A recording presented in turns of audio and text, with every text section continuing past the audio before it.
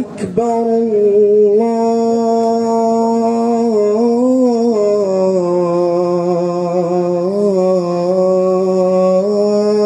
الله أكبر.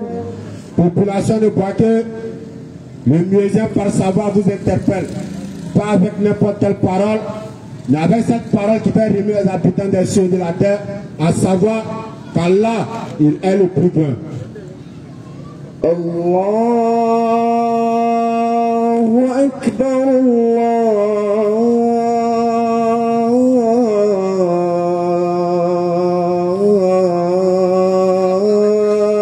Allahu Akbar. Dans ce monde, il existe des grands, mais Allah, il est le plus grand.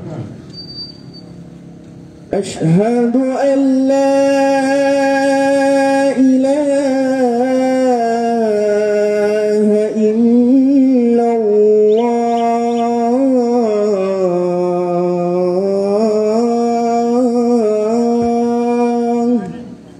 Nous attestons, nous affirmons et nous confirmons qu'il n'y a aucune divinité digne d'être adorée sauf Allah. أشهد أن لا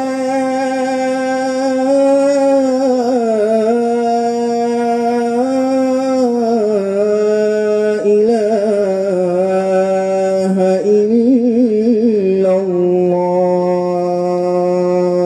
Nous attestons qu'il n'y a aucune divinité dans les cieux, sur la terre ou sous la terre digne d'être adorée sauf Allah. أشهد أن محمد رسول الله.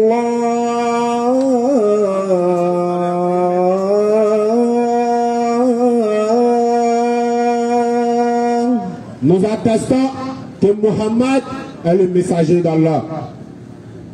أشهد أن محمد رسول الله.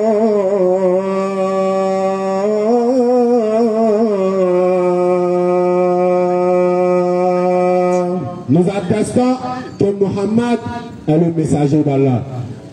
حي على الصلاة.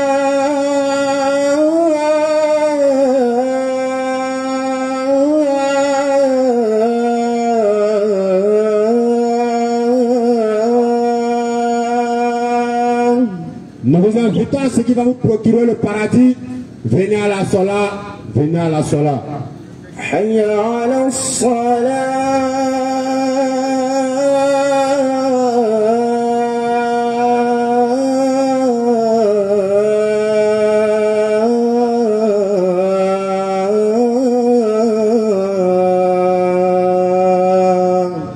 Nous vous invitons à ce qui va vous procurer la vraie vie. Venez à la Sola, venez à la Sola. حي على الفلاح.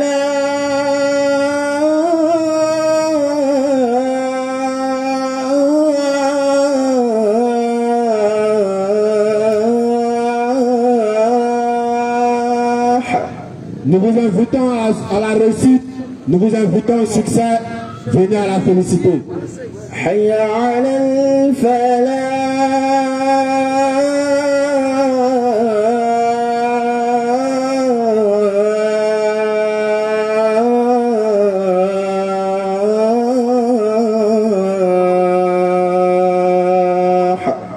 Nous vous invitons à la félicité. Venez à la félicité. الله أكبر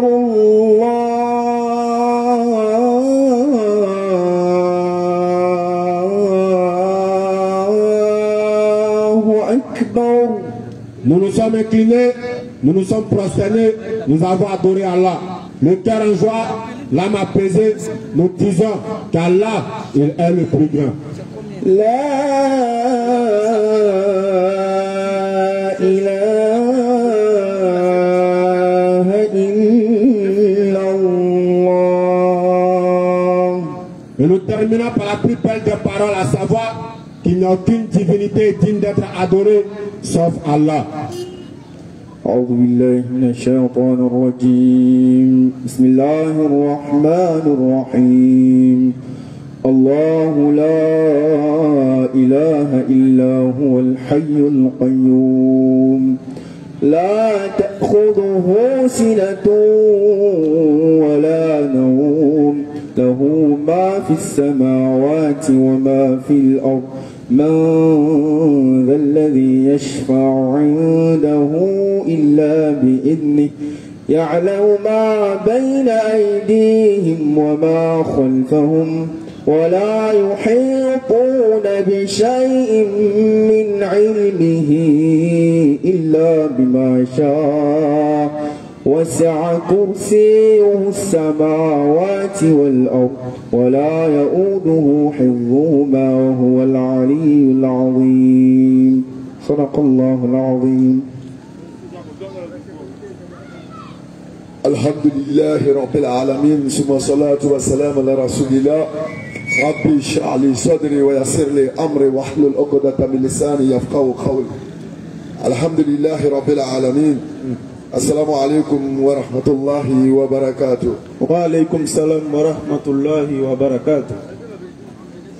Notre frère tout à l'heure a installé le verset du trône. Il a dit, et je cite, Allah, point de divinité à part lui, le vivant, celui qui subsiste par lui-même, Al-Qayyum, ni somnolence ni sommeil ne le saisissent. Effectivement. À lui appartient tout ce qu'il y a dans les cieux et sur la terre. C'est clair. Et nul ne peut intercéder auprès d'Allah sans sa permission. Effectivement. Et de la science d'Allah, nous n'embrassons que ce qu'Allah veut. C'est clair. Son repose, pied coursillou, déborde des cieux et la terre. Allahu Akbar. Donc la garde ne lui coûte aucune peine. Effectivement. Parce que Allah, il est le très haut. Nam. Allah, il est le très grand. Effectivement. Pour tous ceux qui doutent encore ce soir, la vérité va s'installer. Bismillah.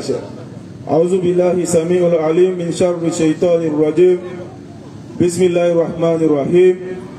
Alhamdulillahi ala ni'matul islam. Wa nusalli ala man la nabiyya ba'da. Wa ala alihi wa sahbihi ajma'in. Subhanak la ilma lana illa ma 'allamtana. Innaka antal alimul hakim. Wa la fahma lana illa ma fahimtana. Innaka antal jawadul karim. Amen. Rabbi zidna ilma ya karim. Amen. Rabbi shrah li sadri wa yassir li amri. Amen. Wahlul uqdatan min lisani yafqahu qawli. Amen. Assalamu alaikum wa rahmatullahi wa barakatuh. Wa alaikum salam wa rahmatullahi wa barakatuh.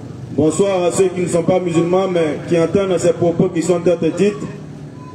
Recevez ce soir, avec votre permission, les élèves d'Abdul Majid, Allahu Akbar. la BAM Surat 17, verset 81. Allahu Akbar. Il est de coutume, avant tout propos, de nous présenter pour que ceux qui ne nous connaissent pas sachent ce qu'ils sont en train de leur parler. Allahu Akbar. Et nous, on nous appelle la brigade anti-mensonge religieuse. Bismillah. Pourquoi la brigade anti-mensonge? Parce que nous nous sommes donnés pour mission de traquer le mensonge religieusement parlant partout où il se trouve.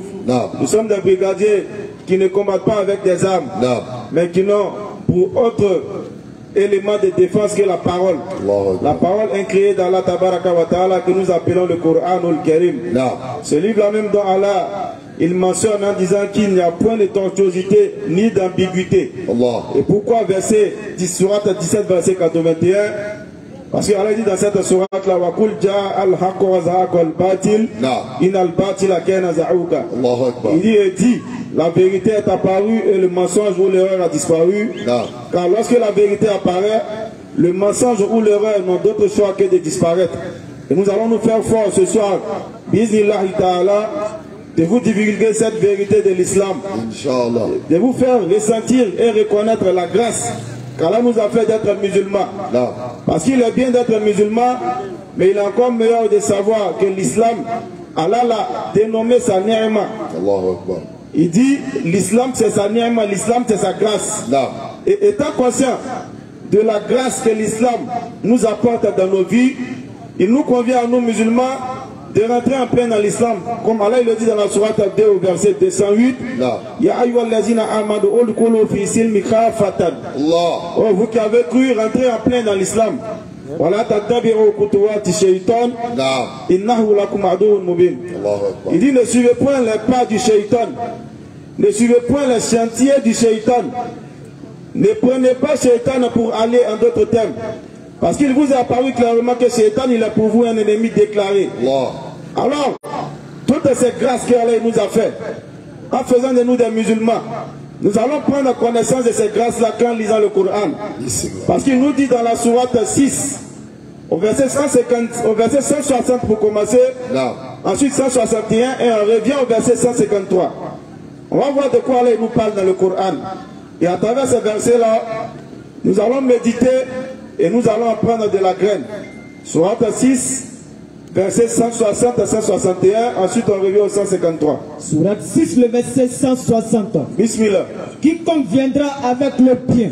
Alors on vous dit que dans votre religion, Allah dit quiconque viendra avec le bien aura 10 fois autant. Allahu Akbar. Allah dit que quiconque commet une bonne action en islam, il a 10 fois le mérite de cette bonne action. Dans quelle société mondaine allez-vous travailler et puis vous aurez 10 fois le mérite de votre salaire? Réflexion. Quel service allez-vous rendre à qui que ce soit dans ce monde? Et il vous donnera 10 fois la récompense de ce service. Allah dit quiconque viendra avec un seul bien, il aura 10 fois la récompense de ce seul bien. Mais par contre, et quiconque viendra avec le mal, quiconque va venir vers Allah avec un mal, alors logiquement Allah doit dire qu'il aura 10 fois les mesures de la récompense qu'il a eu 10 fois dans le bien, il doit avoir 10 fois aussi le châtiment de son méfait. Mais regardez ce qu'Allah il va dire. Ne sera rétribué que par son équivalent. Alors Allah il est très très juste. Il dit tu viens avec un seul bien, il te donne 10 récompenses. Mais tu viens avec un seul mal, Allah il te donne seulement la récompense ou l'équivalent de ce mal-là. Et encore le prophète alayhi salatu wa salam, il va nous enseigner que pour que Allah puisse t'inscrire ce mal que tu as commis, il faudra que tu ne te répandes pas. Si c'est la journée, avant la fin de la journée. Si c'est la soirée, avant la fin de la soirée. Si tu as commis un mal, Allah il dit qu'il ordonne à ces anges qui écrivent le mal de patienter jusqu'à ce que la journée finisse. Parce que peut-être que tu pourras te repentir de ce mal-là. Si tu as commis ce mal-là dans la nuit, ils attendent peut-être que tu vas te repentir de ce mal que tu as commis la nuit, avant que la nuit ne finisse et que le jour ne se lève. Et si tu ne te repens pas, alors on va t'inscrire non pas 10 actions mauvaises, mais une seule mauvaise action pour l'équivalent de ce que tu as fait. Mais quand tu as accompli une bonne action, alors il t'inscrit automatiquement 10 bonnes actions.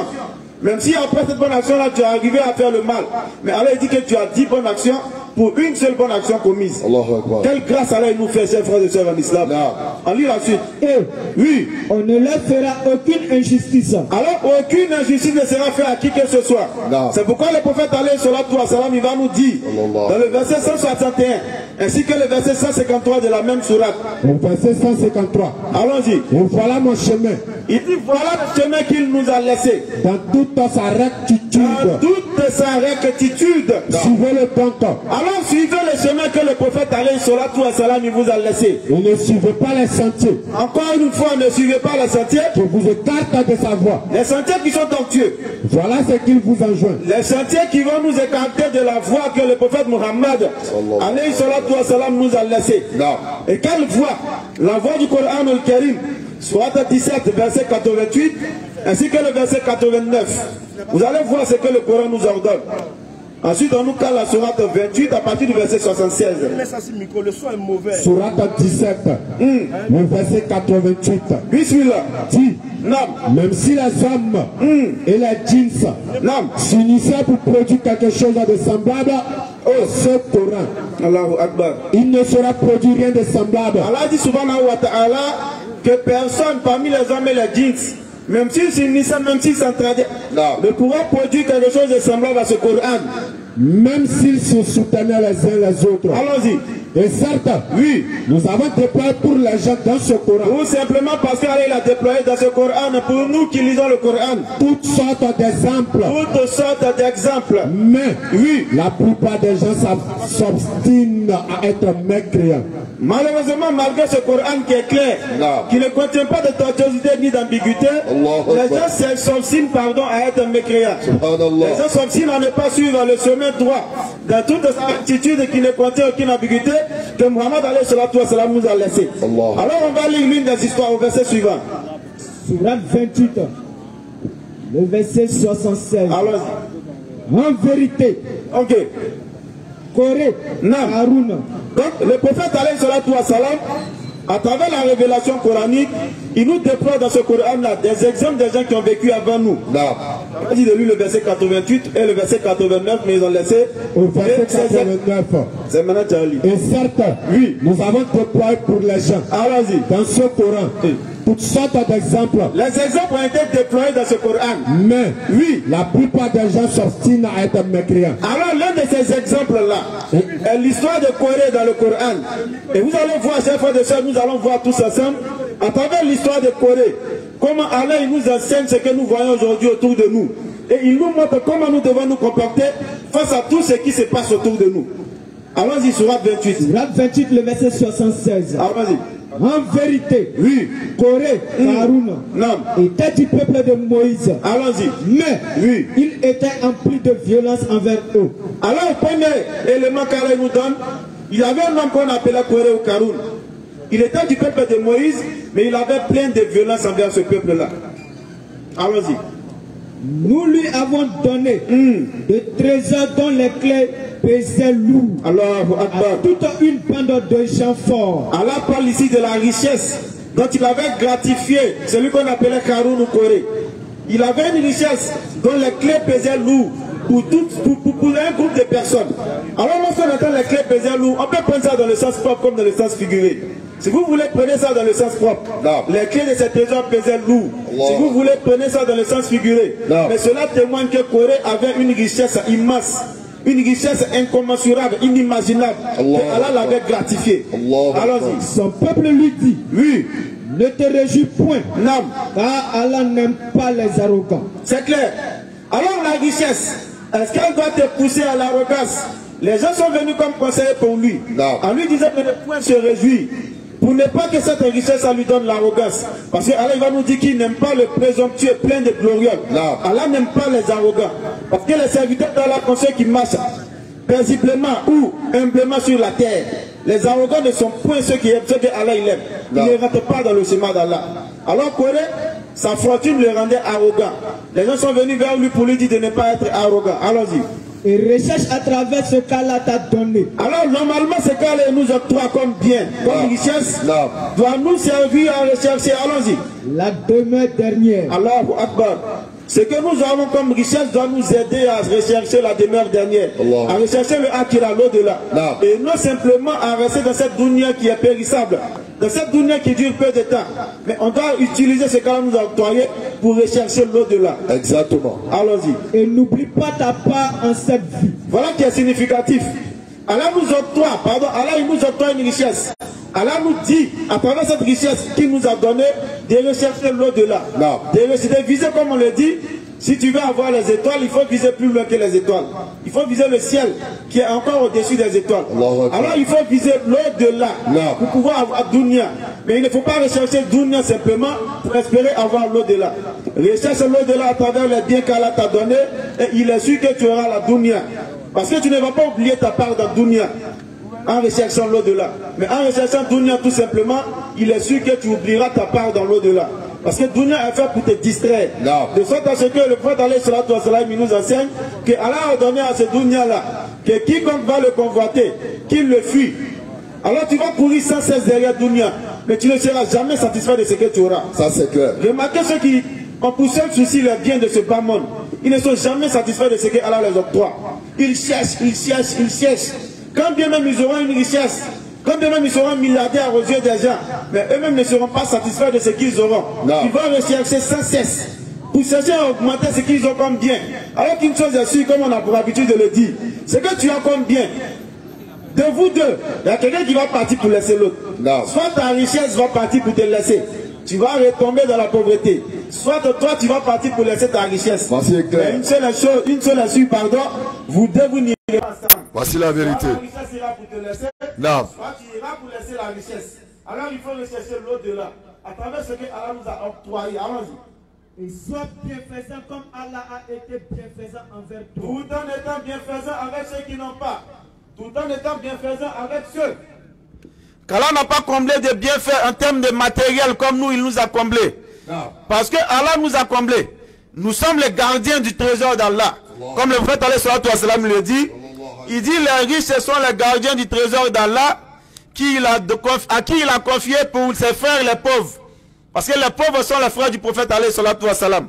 Parce qu'il faisait doigt pour vivre parmi les pauvres et pour mourir parmi les pauvres. Donc les riches sont les gardiens de la richesse qu'Allah les a donnée pour les pauvres. Alors on doit être bienfaisant à travers ce qu'Allah nous a octroyé à ceux qui n'en ont pas davantage comme nous. Allons-y. Et ne recherche pas la corruption sur terre. Et nous ne devons pas être ceux qui sèment la corruption à travers ce qu'Allah nous a octroyé. La peu de richesse ou le bien matériel ou la connaissance qu'Allah nous a donné ne doit pas être cause pour que nous recherchions l'amour des gens au point de les conduire dans la corruption. Au point de faire de la terre un endroit corruptible. Au point de s'aimer même la corruption même dans le dîne d'Allah. Regardez par exemple des personnes à qui Allah a octroyé la connaissance. En recherchant l'amour des gens, en attirant pardon les gens avec les passions que les gens aiment. Comme par exemple le fait de fêter le 31 décembre. Le fait de fêter le 24. Tout à l'heure nous étions en train de regarder sur le net. Il y avait un soi-disant imam qui disait que lorsqu'Allah dit Ya ayyuhal lazina amanu, lorsqu'Allah dit oh vous qui avez cru, en réalité il y a toutes sortes de confessions religieuses là-dedans. Il dit les chrétiens sont dedans. Il dit les juifs sont dedans. Tous ceux qui disent qu'ils croient en Allah, ils sont dans Ya ayyuhal lazina amanu. Pour lui, toutes ces personnes-là sont des croyantes. En le disant, il s'attire l'amour des personnes qui sont faibles d'esprit. Il s'attire l'amour des ignorants dans la religion. Il s'attire l'amour des moufsidoun. Ceux-là même qui aiment semer la corruption sur la terre. Ceux qui veulent corrompre la religion d'Allah en attirant les gens avec leur passion. Et voilà pourquoi lui, il prend le verset d'Allah, il les sort de leur contexte et il en fait des prétextes pour attirer les gens. Voilà des corrupteurs dont Allah il parle. Ils corrompent les gens, ils corrompent le dîne d'Allah avec ce qu'Allah les a octroyé. Soit comme petite connaissance. Parce que quel que soit le peu de connaissance qu'il a, il y a forcément plus ignorant qu'eux. Il y a forcément plus simple d'esprit qu'eux. Et c'est ce simple d'esprit-là qu'ils attirent avec ce genre de démonstration. Alors qu'Allah dit dans le Coran tout simplement Inna dina indallah islam. La religion agréée d'Allah c'est l'islam. Waman yabtaghi ghayra islami din falan yuqbala minhu wa huwa fil akhirati min al khasirin. Alors ils ne lisent pas ces versets là ou quoi? Allah dit que celui qui désire une religion autre que l'islam, il ne sera point agréé. Il sera dans l'au-delà parmi les perdants. Allah dit Ya ayyuhal lazina amanu, et ils ont généralisé ça sur toutes les religions de la terre. Alors que Allah dit Huwa allazi arsala rasulahu bil huda wa dinil haq liyuzhirahu ala dini kulli. Il dit qu'il a envoyé l'islam ainsi que son prophète avec la guidée, la religion de vérité, pour la faire prévaloir sur toute autre religion. Alors comment essayer de corrompre la religion d'Allah en prenant les versets pour attirer le maximum de gens vers toi? Tu as préféré l'amour des gens, mais tu n'as pas créé le courroux d'Allah. Tu ne sais pas que Allah, lorsqu'il l'attrape, lorsqu'il saisit, il dit Inna batasha rabbika la shadid. Lorsqu'il saisit, sa saisie est très très douloureuse. Alors les corrupteurs, cela s'étend sur plusieurs fronts. Il y a ceux à qui Allah a octroyé des richesses, qui à travers ces richesses-là, ils cherchent à corrompre les gens. Ils cherchent à semer la corruption sur la terre. Parce qu'ils cherchent peut-être à organiser des fêtes.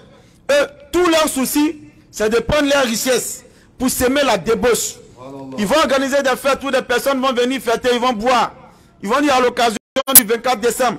Ils vont dire à l'occasion du 31 décembre. Ils vont utiliser leurs richesses qu'Allah les a octroyées pour envoyer les gens vers une simple corruption de la terre. Alors que les corrupteurs ne vont jamais réussir. Allah il le dit clairement qui n'aime pas ces corrupteurs-là. Allons-y. Allah n'aime pas ceux qui corrompent la terre ou même sa religion. Ceux qui sèment la corruption sur la terre sont en réalité les ennemis d'Allah. Allons-y. Il dit, c'est par une science oui. que je possède. Alors toi qui Allah a octroyé un bien, que ce soit une richesse physique, une richesse spirituelle à travers la connaissance, ne dis pas comme Corée l'a dit, c'est par une intelligence de ma part que moi j'ai ce bien-là. Tu as une richesse, tu penses que c'est à travers ta force que tu as eu cette richesse. Non. Tu as une richesse, tu penses que c'est à travers ton intelligence que tu as eu cette richesse. Non. Il faut faire un tour à la zone. Exact. Il faut faire un tour au port. Tu vas voir des personnes qui travaillent 24 heures sur 24, non. mais qui ne vont jamais devenir milliardaires.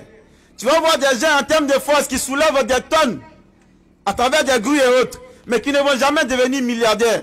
Alors tu sauras qu'en réalité ce n'est pas ton intelligence. Parce que des gens en master, mais ils sont en train de gérer cabine. Ce n'est pas ton intellect qui t'a octroyé la richesse que tu as. Non. Ce n'est pas non plus ta force physique qui t'a octroyé ce que tu as comme bien. Toi aussi, à qui Allah a octroyé une certaine connaissance, que tu essaies de garer les gens loin du chemin d'Allah, sache que ce n'est pas de ton propre fait. Certes, c'est toi qui as appris, mais c'est Allah qui t'a poussé cette science-là. Parce que tu ne saurais vouloir tant que Allah n'a pas voulu. Donc tu dois te dire que tout ce que tu fais, c'est Allah qui a voulu que tu le fasses. Donc ne dis pas que c'est à travers mon intelligence ou ma force ou même ma richesse que j'ai pu avoir ce bien-là. Allah dit, Corée il le disait. Mais on va voir par la suite qu'en est advenu de Corée. Allons-y. Ne savait-il pas qu'avant lui, Non. Allah avait fait périr des générations supérieures à lui. Alors Allah il nous rappelle à travers l'exemple de Corée que si tu penses que tu es riche, avant toi il y a eu des riches. Si tu penses que tu es trop intelligent, avant toi il y a eu des personnes très intelligentes. On dit Albert Einstein, mais il est où aujourd'hui?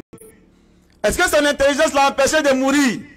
Est-ce que son intelligence l'a empêché d'être bouffé par la terre? Lorsque nous étions en train de passer vers Yamoussoukro, on a médité sur quelque chose qu'on a vu. La maison du père fondateur de la Côte d'Ivoire. On a vu les murs étaient délabrés. Il y a un frère cadet dans la voiture qui s'est exclamé, il a dit, ah, cette maison du frère Boyin qui est là.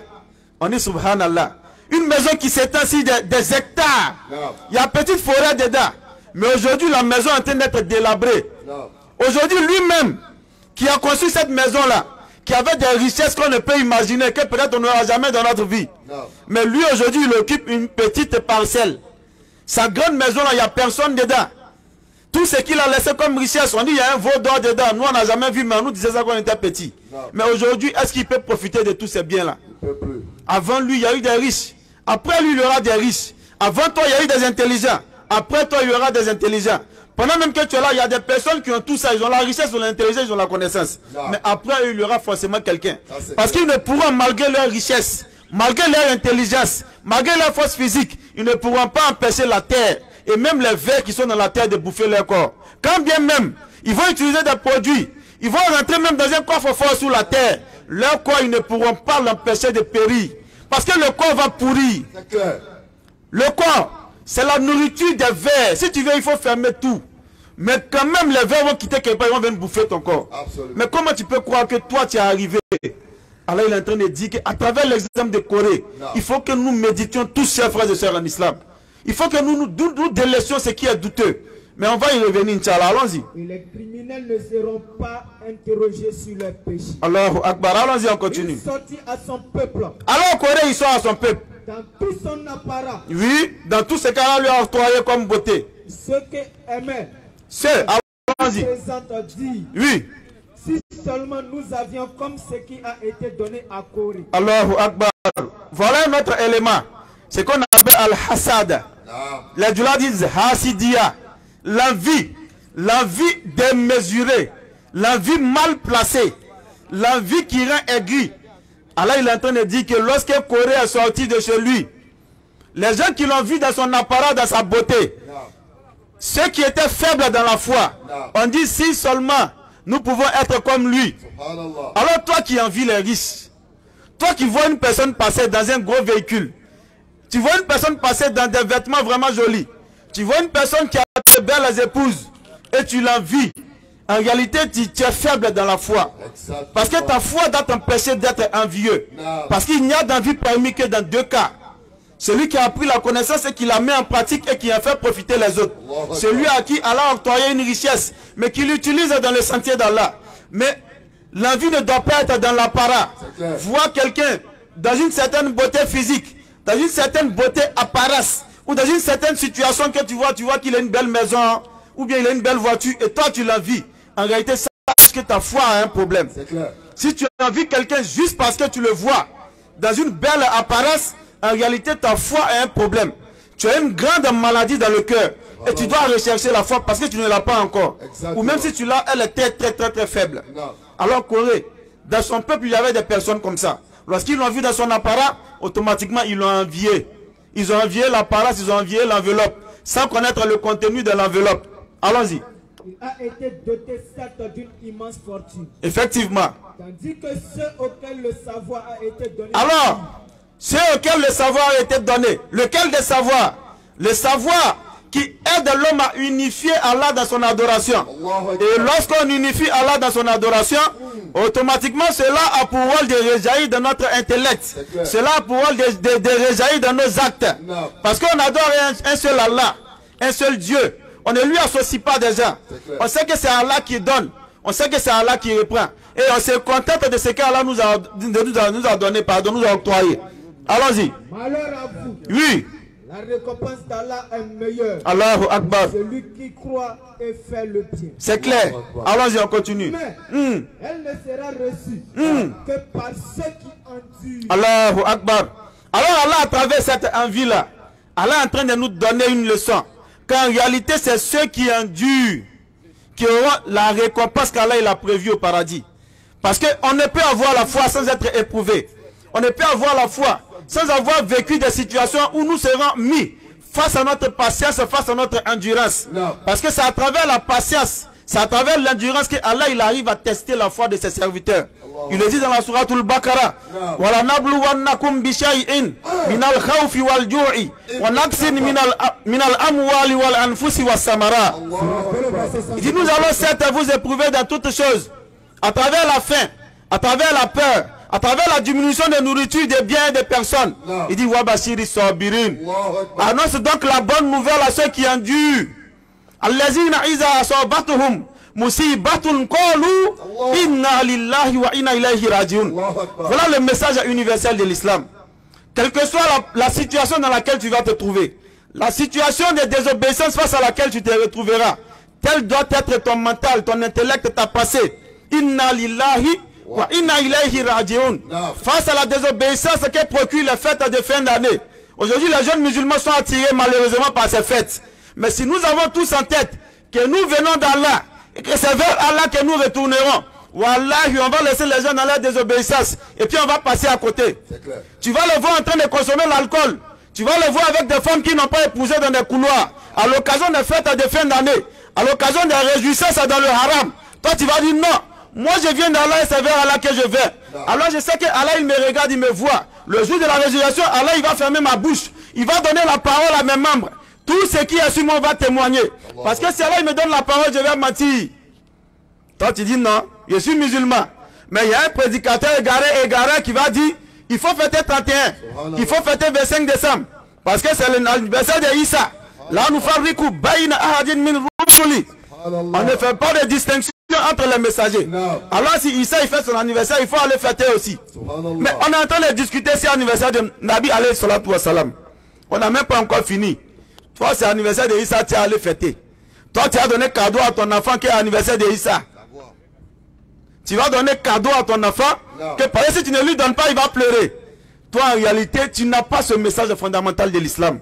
Tu ne sais pas que tu viens d'Allah. Tu ne sais pas que c'est vers Allah que tu vas retourner. D'autres vont prendre comme argument farfelu. Ottawa nous donne cadeau, on fait comment? Ottawa nous donne cadeau, Inch'Allah, on va répondre à la phase de questions et réponses. Certains diront non, mais mes voisins sont musulmans, on fait comment? En réalité, on est en train de chercher des arguments. Parce que l'autre côté, nos frères d'à côté, ils ne vont jamais, c'est-à-dire brandir ces arguments-là pour venir fêter les fêtes des musulmans. Quand bien même tu as vécu 51 eux, ils ne vont jamais dire, mais comme mon voisin est musulman, il a payé mouton. Ils vont jamais dire, comme mon voisin est musulman, il a payé pour vous pour mon affaire à l'occasion de la fête. Mais c'est nous qui sommes complexés. Parce qu'on est gênés dans notre religion. On n'arrive pas à assumer notre islamité. On n'a pas en tête ce message dont Allah il parle dans le Coran. Que nous venons d'Allah. Et nous n'avons pas conscience qu'on va retourner vers Allah. Et le retour vers Allah se fera pour un questionnement. Nous serons questionnés sur tout ce qu'on a fait sur la terre. Nous serons questionnés sur nos manières de parler. Nous serons questionnés sur nos comportements, sur nos entourages. Qu'est-ce qu'on a fait pour les appeler vers l'islam? Sachant que nous sommes kuntum khayra ummatin ukhrijat linnas. Nous sommes la meilleure communauté qu'on a envoyée pour les gens. C'est nous qui devons pousser les gens vers le bien. C'est pas nous qui devons soutenir les gens dans le mal dans lequel ils sont.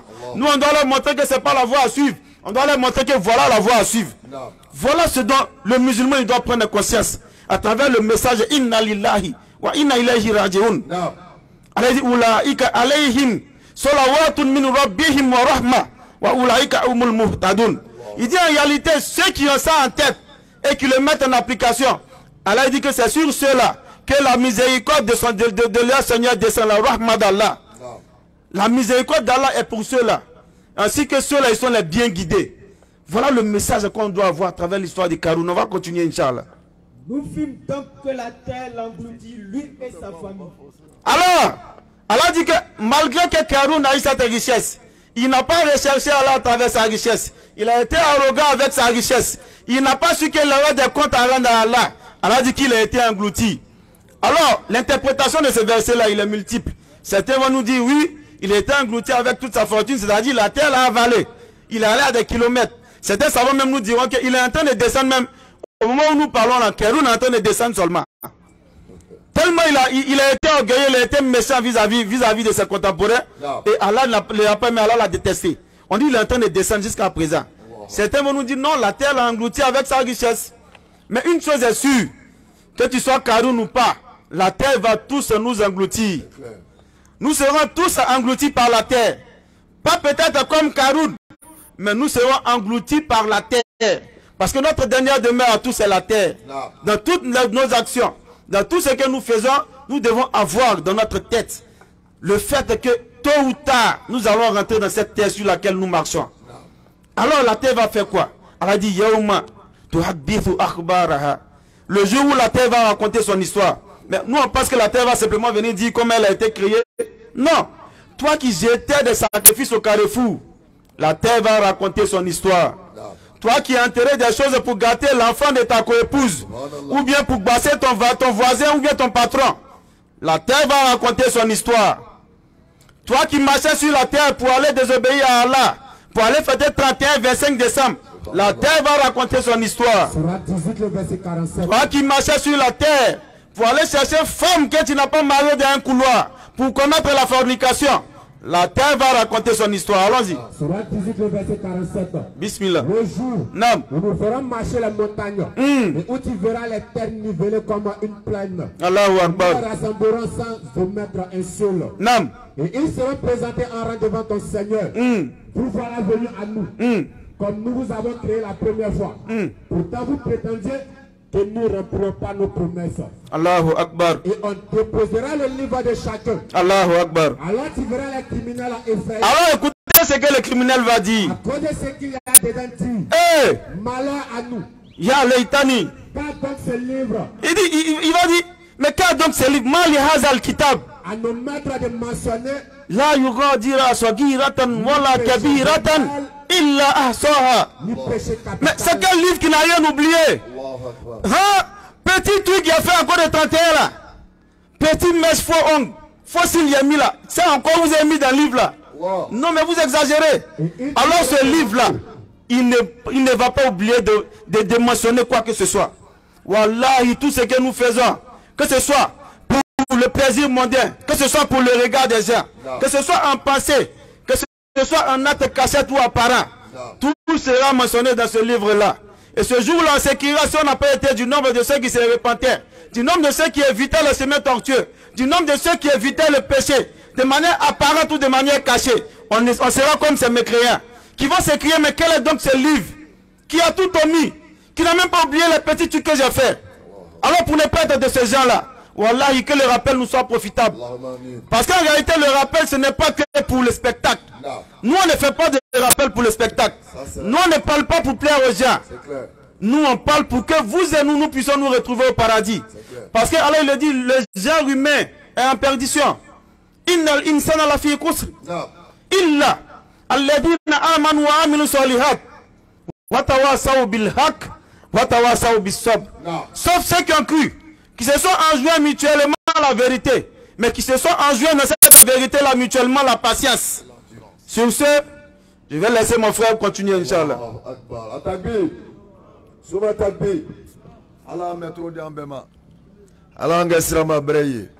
L'esplanade est remplie de jeunes. Et déjà, c'est une fierté de savoir que la jeunesse s'intéresse à autre. Que la jeunesse s'intéresse à la chose la plus noble. Que la jeunesse s'intéresse à la chose la plus sensée. Effectivement. La connaissance. L'onia. La connaissance. Qui est la clé universelle qui nous ouvre la porte à toute science. Allahu Akbar. La connaissance que nous allons acquérir ce soir doit pouvoir être appliquée. Parce que ni comme qu'on a fait l'onia là, c'est qu'il bra long et puis il bra barakenaï. Mais quand l'onia taka kemba s'il fait à kelima aramoulé. Ça dit tu sais et puis tu n'appliques pas ce que tu sais. Ta connaissance devient un danger dans ta main. Une connaissance mal exploitée est un poison pour celui qui l'a. Il s'étouffe et il étouffe ceux qui le regardent. Allah femme qu'on madame. Allah ngasira ma breye. Allah il nous dit qui est tiafo. Même naka qui badé. Dites la vérité. Qui t'a condamné, un frère? Effectivement. Dites la vérité même s'il s'agit d'un proche parent. C'est clair. Voilà pourquoi il a dit Wakul ja al-haqqa wa zaqa al-batil inna al-batila kana zahuka. C'est clair. Ko tinya barana via brabori. Effectivement. La vérité est apparue, le mensonge doit disparaître. C'est clair. En nous tamasenewe. Comme Ibn Jabal l'a dit, nous ne sommes pas des faiseurs de spectacles. C'est clair. Nous ne sommes pas des promoteurs de joie. Effectivement. Nous sommes plutôt des personnes qui recherchent à s'éduquer spirituellement et également à éduquer ceux qui veulent être éduqués. C'est clair. Parce qu'il a dit, nulle contrainte en religion. Car le bon chemin se distingue de l'égarement. C'est clair. Sira flale lan. Ala ko konya sira ni. Sotana sira ni. Dota. Koni ka sira mita kone ba diadu lo. Effectivement.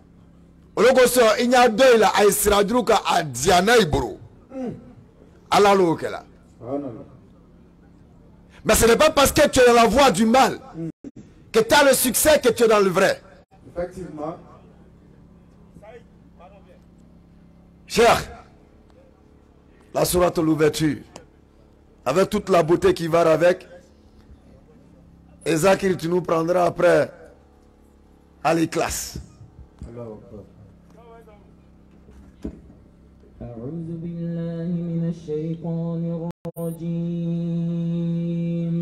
Je cherche protection auprès d'Allah contre Iblis, le banni, le maudit. Kwa mena koko damla kwa mba damla ni ala tole.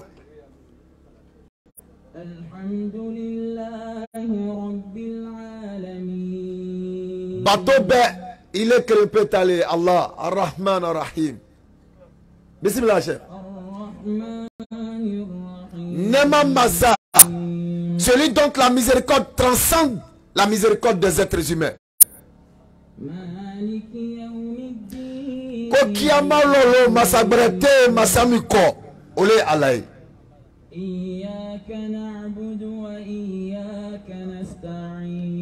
Bon, chaque jour nous disons que Allah c'est toi que nous on adore. Allah c'est toi seul. Ça dit anye chien est là, Fatiha kono. Ko Allah, ko wallahi, ko ne il est kelempele batola.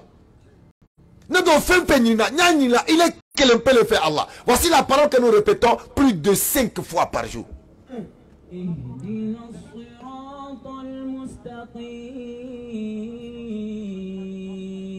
Guide-nous dans le droit chemin comme Blasra Nimaka.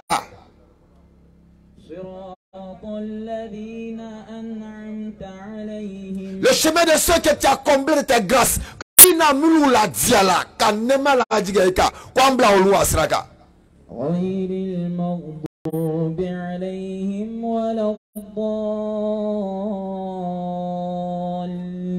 Non pas le chemin de ceux qui ont couru ta colère, ni des égarés, qui kanambla modou yasraka, munafik yasraka, kafri yasraka, qui kanambla sraka, moumnouna, il est Allah, il est la monnaie là, fouya dominana seima, qui kanambla. Donc, plusieurs fois par jour, nous disons que Allah, quand il est créé des bateaux là, c'est toi seul que nous adorons. Et c'est toi seul auprès de qui nous demandons protection et secours. Effectivement. Bon, on a voilà, on a un droit, on a couvrir l'affaire. Nous finissons de dire cela et nous allons sur les transistors jeter des coris. Allah, quand il est créé les bateaux là, ne Madou, ne Urokia, ne il est créé les bateaux là. Allah, voilà, il est les bateaux là. Allahu Akbar. Il y a des gens qui ont été faits. Subhanallah. Awa kolon de l'Afrique. Ibra kolon gamier. Abrila kono kanyama nana langu ici na musoli konoma. Fiena ni marasa woroye. Woro gatan flaye. Woro matimini. Woro kantigeni. Si c'est faragbe. Si c'est faraoulé. Subhanallah. Wallah, quand il est créé les bateaux là. Wallah, il est créé les bateaux là. Voilà l'hypocrisie dans laquelle nous nous trouvons. Et à cause de cette méconnaissance de notre foi, nous nous orientons vers ce qui ne nous intéresse pas, ce qui ne nous concerne pas. Allez, ikhlas. أعوذ بالله من الشيطان الرجيم بسم الله الرحمن الرحيم قل هو الله أحد الله الصمد لم يلد ولم يولد ولم يكن له كفوا أحد. Quand Allah qu'il est quelqu'un flatillé, sabatillé, que tu es un, tu es unique, tu es mono. D'où le monothéisme pur. Quand Allah tu es seul. Quand Allah tu n'as pas engendré, tu n'as pas été engendré. Effectivement. Quand Allah ko batila fatila. Quand Allah ko dentibro, il doit te mordre. Tu n'as pas engendré, tu n'as pas été engendré. Et nul n'est égal à toi. Il est bravo fola. Tu y resteras jahiliya siradoka. Quand je m'en vais fêter 25. Subhanallah. Quand je m'en vais fêter Noël. Mais Noël tu t'en vas fêter là-haut. Il doit koko Allah ko dentila dentibro batibro patibro. Ye wala Noël me fêter là, me fêter. Question. Allah bra wuro ou bien Allah bra denzro. Subhanallah. Monafik. Surat 19, verset 88. Bismillah. Et ils ont dit, qu'est-ce qu'ils ont dit? le tout miséricorde s'est attribué à un enfant. Aïko, quand Allah bra dendo bra tout, quand on est fait il a quoi le 25? Vous avancez cette là une chose abominable. Comment faut qu'on se de Allah pour Allah magalobe. Peu s'en faut. Peu s'en faut. Que les cieux ne s'en trouvent à sa mot. Comment il Samuel fait qu'appeler? Peu s'en faut. Non. Que la terre ne se fende en sa mot. Faut qu'on de Allah pour qu'on du gros fait qu'appeler. Peu s'en faut. Non. Que la montagne ne s'écroule à sa mot. Faut qu'on de Allah pour qu'on gros fait qu'appeler. Du fait qu'ils ont attribué un enfant au tout miséricordieux. Allah n'aime sa miséricorde. C'est clair. Sa miséricorde embrasse toutes choses. Allah. Et il a permis aux êtres humains de mener leur vie comme le bon leur semble. Effectivement. Si moi, Allah, je m'en prenais encore aux gens pour tous les méfaits, je ne laisserai personne sur la terre. Ça c'est clair. Mais je donne à tout un chacun de vivre, de mener sa vie, jusqu'au jour où l'ange de la mort se présentera à l'un d'entre vous. Et c'est en ce moment d'y aller, Allah, je me répands. Subhanallah. Il est dans le bekela, il est ma sœur konema atauba. Ça y a brasilé ma watimina. Il est mira le connaît à la tuer. Alors quoi qui dit braba? Abraba. L'expérience est personnelle. Cette expérience ne peut être expliquée à personne. Effectivement. Ça y a voyagé dans les montagnes et maintenant pourquoi c'est pas longtemps. Lorsque le moribond est en train de rendre l'âme, vous qui l'entourez, nous sommes plus proches de lui que vous qui l'entourez.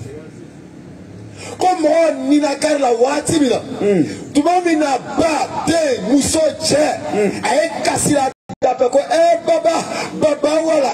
Non, voilà. Allah, que nous sommes plus proches de lui que vous qui l'entourez. Effectivement. Surat 56. Et ce jour-là, nous lui enlevons le voile et il a la vue perçante. Lorsque le souffle de la vie. Il touche la fin,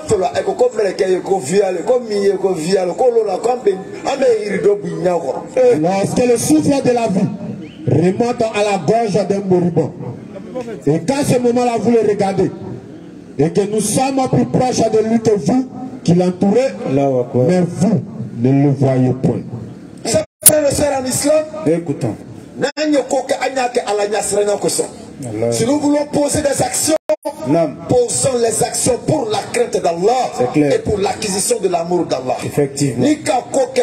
moi n'a fait ni kako quelque parce que dermuso leni ni kako quelque parce que net teriche leni na suro saleni ne la tamase leni lomina ni kila ni saya kanaika i teriche ni dermuso le wato chenyeta la ka boika ido ma foi kala Surat 25 à le verset 28. Qu'est-ce que tu as fait à ton frère et puis sans prendre sa vie vers toi.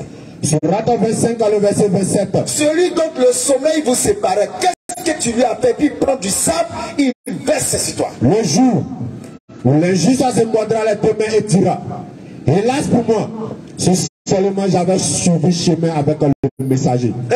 Malheur à moi. Malheur à moi. Hélas, si seulement je n'avais pas pris un tel pour ami. Il m'a en effet égaré loin du rappel dans le Coran. Tu vas dire, hey, Seigneur, si je savais, moi je n'allais jamais prendre Abou comme camarade. Subhanallah. Si je savais, moi je n'allais jamais prendre Sali comme ma camarade. Sali. Malheur à moi. Parce qu'il m'invitait sur la voie du malheur et non sur la voie de la grâce divine.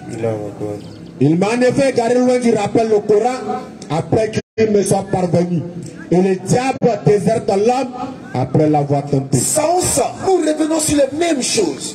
Non, on ne fêtait pas le 25. Non, on ne fêtait pas le 1er. Non, on ne fêtait pas le 31. Pour finir, d'autres me disent, mais attends, même c'est quoi? Vous-même, là, vous voulez. Non, frère, chaque chose a son histoire. C'est clair. Allah il dit que les musulmans sont les supérieurs s'ils sont les vrais croyants. Ça, c'est clair. Allah il dit que le musulman est un doué d'intelligence, une personne qui raisonne. Surat 47, le verset 24. Ne méditez pas sur le Coran où y a-t-il des cadenas sur le cœur. Le 25 décembre a son histoire. Le 25 décembre a sa source.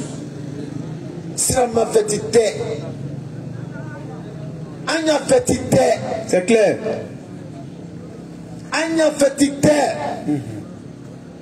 Comme démission il a fait il est. Comme démission il est. Alors que Anya ni so jalani cadeau dendeni. Non. Nyango bi démission le gato sini chokoroba ni sini muso koroba. Akoni. Ika lamo senika trato senika. Ni le kala de cadeau ça va parce que démission le. Mais si na le faire na dena de la ko démission le. Pour finir, tu n'auras plus de sadakat jahiliya. Quand c'est la main qui a waka donne toi qu'on fait. L'homme bena doit ou que abana faye. Voilà tout ça. L'homme n'a seto l'ougnebré. Mais il aimera demi tout ou kuroka auto melale. C'est un buveur de kuruku. C'est un main d'époque. Laisse au dôme là. Djenea Kela, 31 Kela, 25 Kela, 1er Kela. Quel temps il aura pour se rappeler de son père pour lui faire des doigts? Ah, Djenea là. Voilà quand les grands prophètes, Allah voulait les rappeler. Ils appelaient leurs enfants, ils leur demandaient qu'est-ce que vous allez adorer après moi? 232. Saya nana nema. N'est-ce pas Allah ma? Bena waka ou to du kroka. Aïe bena dumale bateau le coffre. Mais aujourd'hui nous, quand la mort se présente à nous, Abou, néa, bisou, néa, Ibra bomba miye, Chaka, il est au tao, Shamsalam il s'en fait, il est au ta, Orogia, Midouma il est au ta. Et Dieu vous témoin. Nous donnons tout à nos enfants sauf l'héritage spirituel. Quand la mort se présenta à Jacob, et qu'il dit à ses fils, qu'est-ce qu'il a dit? Qu'adorerez-vous après moi? Il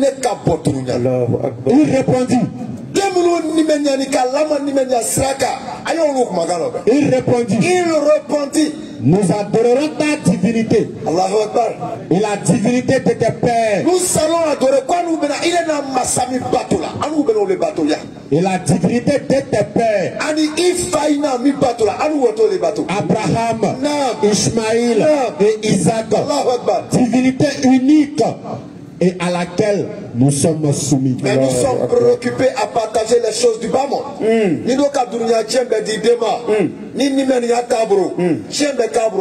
C'est clair. Si tu donnes l'héritage à ton fils, sans l'apport spirituel, cet héritage deviendra un gâchis dans sa main. Parce que Sarakate na boalo. Effectivement. Dolomi war le botalo. Nyomo ya muso war le botalo. Subhanallah. Tene ya war le botalo. Subhanallah. Tadi dununya na ko war le botalo. Parce qu'il m'a 40 milliards là. Subhanallah. Voici la vérité. Effectivement. Chers frères et sœurs en islam, nous avons nos fêtes et c'est connu. C'est clair. Effectivement. Au Jahiliya, on a qu'à se reposer un peu. C'est bon. Nima qui était dans ça. C'est bon comme ça. Reposons-nous un peu. Trop c'est trop. Effectivement. D'un côté, que trop c'est trop. Abou, Akainte. Zaka, il est Donidiri. Vraiment. 25 c'est pas pour nous. 24 c'est pas pour nous. 31 c'est pas pour nous. 1er janvier c'est pas pour nous. C'est clair. Non, mais comment on utilise le calendrier grégorien pour premier là, au texte chrétien fêtier, c'est pour tout le monde. Il est non, mesdames. En tout cas. Comment ça pour tout le monde? Le 1er janvier, janvier c'est le nom déguisé d'une divinité païenne qu'on appelle Janus. Effectivement. Boli Torolé. Boli le tout, moi il doit battre la foro. Kafri le toit bateau là. Janus.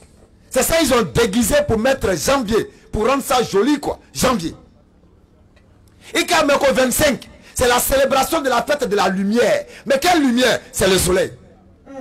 Le Dieu soleil.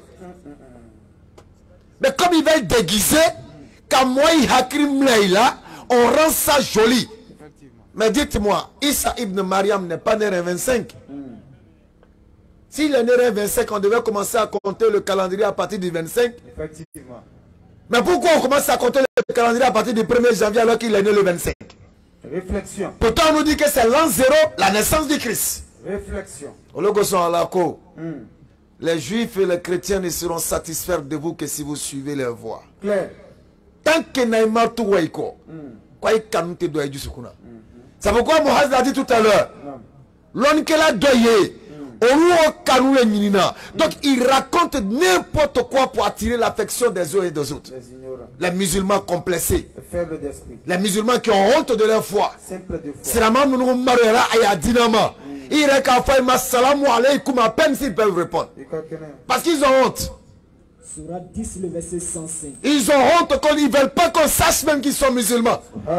Les musulmans modernes, les musulmans de style, les musulmans de stratégie. Que non, moi je bois un peu pour que mes amis là comprennent qu'en islam on est fair play. C'est celui-là qui n'est pas bon. C'est une fois il a qui est ce kami, qui est d'accord.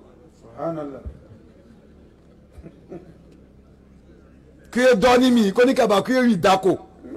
C'est écrit où? Question. Bismillah. Surah 10, le verset 105. Non. أقيم وجهك للدين حنيفا ولا تكونن من المشركين. Il m'a été dit. Qu'est-ce qui a été dit? Oriente-toi. Oriente-toi. Exclusivement sur la religion en pur monothéiste. Non. Et ne sois pas du nombre des associateurs. Allah il est un, les gars. Alors qu'on nous dit qu'il est le Père, il est le Fils, il est le Saint-Esprit. Trois Dieu en un. Mais Allah il dit dans le Coran, cessez de dire que moi Allah je suis trois. Cessez, ça sera meilleur pour vous. C'est clair. Surat 5, le verset 72.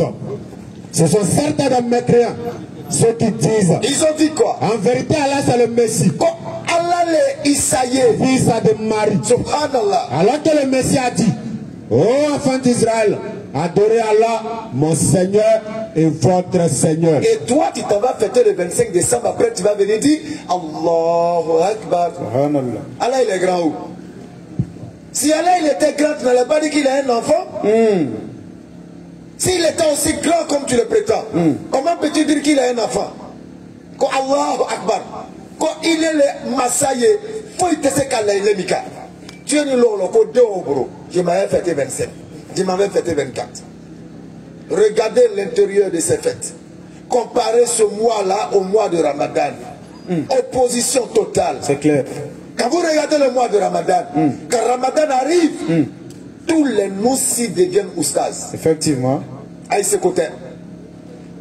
Quand Ramadan arrive, tous les noussis deviennent moalim. Ce n'est pas de leur faute. Allah, il a fait de Ramadan un mois de spiritualité. Et tous les démons sont attachés sous l'autorité d'Allah. C'est clair. Mais regardez le mois de décembre. L'atmosphère est lourde. Tous les bandits sont excités. Le mal prend de l'ampleur. Le viol, l'alcool. Tous les mots se réveillent. Tout ce qui est mauvais prend de l'ampleur. Tout simplement parce que la spiritualité ne se trouve pas là.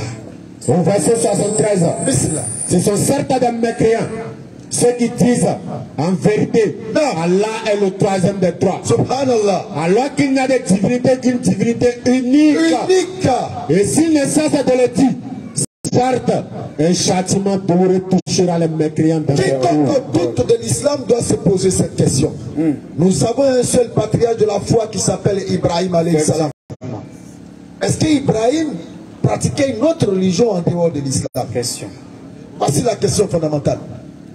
Est-ce qu'enfin Ibrahim tout inauguré le cas, le père d'Isaac, le père d'Ismaïl, quelle était sa religion? 660. Alors il est clair, il dit Abraham était un musulman. Sur le verset 67. Abraham n'était ni juif, ni chrétien. Il était entièrement soumis à Allah, musulman. Abraham était musulman. Et Abraham nous a recommandé à nous, de la communauté de Rasul sallallahu alayhi wa sallam, de demeurer musulman et d'être musulman. Voici la réalité, les gars. Voici la vérité de l'islam vous présentez. Allahu Akbar. Accrochons-nous au habla d'Allah et ne soyons pas divisés. Allahu Akbar. Ne suivons pas pour suivre. Un musulman, il réfléchit. Effectivement. Le musulman, il raisonne. Clair. Le musulman, il discerne. Le musulman ne suit pas pour suivre. Effectivement. Aujourd'hui, les gens suivent leur passion. C'est clair. On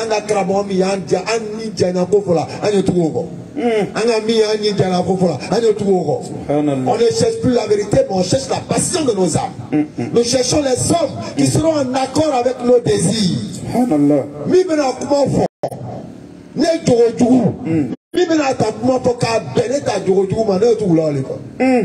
On ne suit plus la vérité.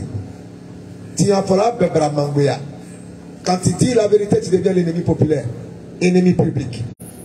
Mais lorsque tu transformes le mensonge en vérité, tu es applaudi de tout le monde. Tu es aimé de tout le monde.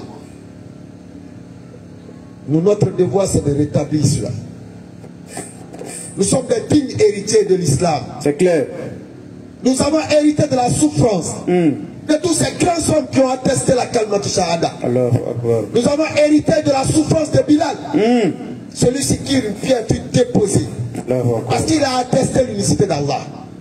Nous avons reçu cet héritage-là et nous sommes en train de bafouer cet héritage dans nos passions. Que soit ici de vous une communauté qui appelle au bien, ordonne le convenable, interdit le blâmable, car ce seront eux qui réussiront. C'est sur cette note nous allons demander s'il y a des intervenants pour que nous puissions introduire la série des questions, Inch'Allah. Barakallahu fik, assalamu alaikum. Wa alaikum salam wa rahmatullahi wa barakatuh. Barakallahu fikum, merci beaucoup.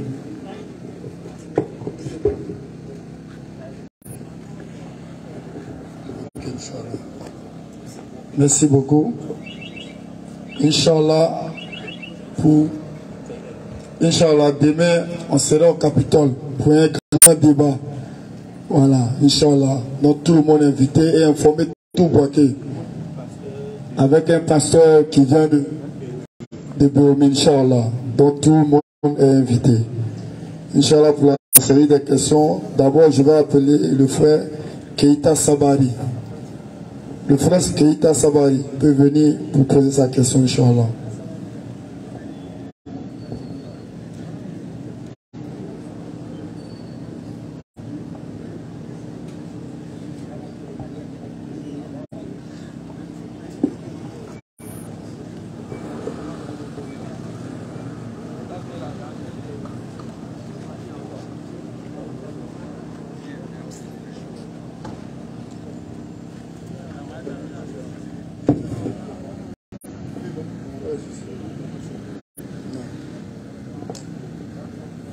Assalamu alaikum wa rahmatullahi wa barakatuh. J'aimerais qu'on me lise la sourate 3, verset 59. Pour Allah, Jésus est comme Adam, qui créa de poussière, puis il lui dit, sois, et il fut. Et puis la sourate 38, le verset 75.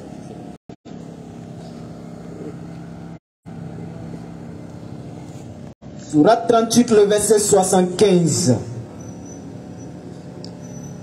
Allah lui dit, ô Iblis, qui t'a empêché de te prosterner devant ce que j'ai créé de mes mains? T'enfles-tu d'orgueil ou te considères-tu parmi les eaux placés? Ma question est la suivante. J'aimerais savoir, dans la sourate 3, verset 59, Allah dit qu'il a créé Adam et Jésus par le souffle. Et puis dans l'autre verset, Allah dit qu'il a créé Adam par sa main. J'aimerais qu'on m'éclaircisse cela. Inch'Allah. Par sa main, ne voit pas. Il ne faut pas voir un potier qui est assis à Amaka Borota. C'est des figures de style. Voilà. Quand on dit par exemple, comme moi je le disais, nous sommes au cœur de Boaké. Ça ne veut pas dire que ici nous Boaké du Sukunga. Ça veut dire que tu es au centre. Donc Allah dit par sa main, ça veut dire que c'est lui-même qui a fait sa chose. Pour faire très simple. Sinon, tout a été créé, soit et c'est. Tout c'est ça. Quand il veut quelque chose, il dit soit et c'est. Et tout a été créé par les propres mains d'Allah. Ça veut dire mon vraiment qu'elle les gars.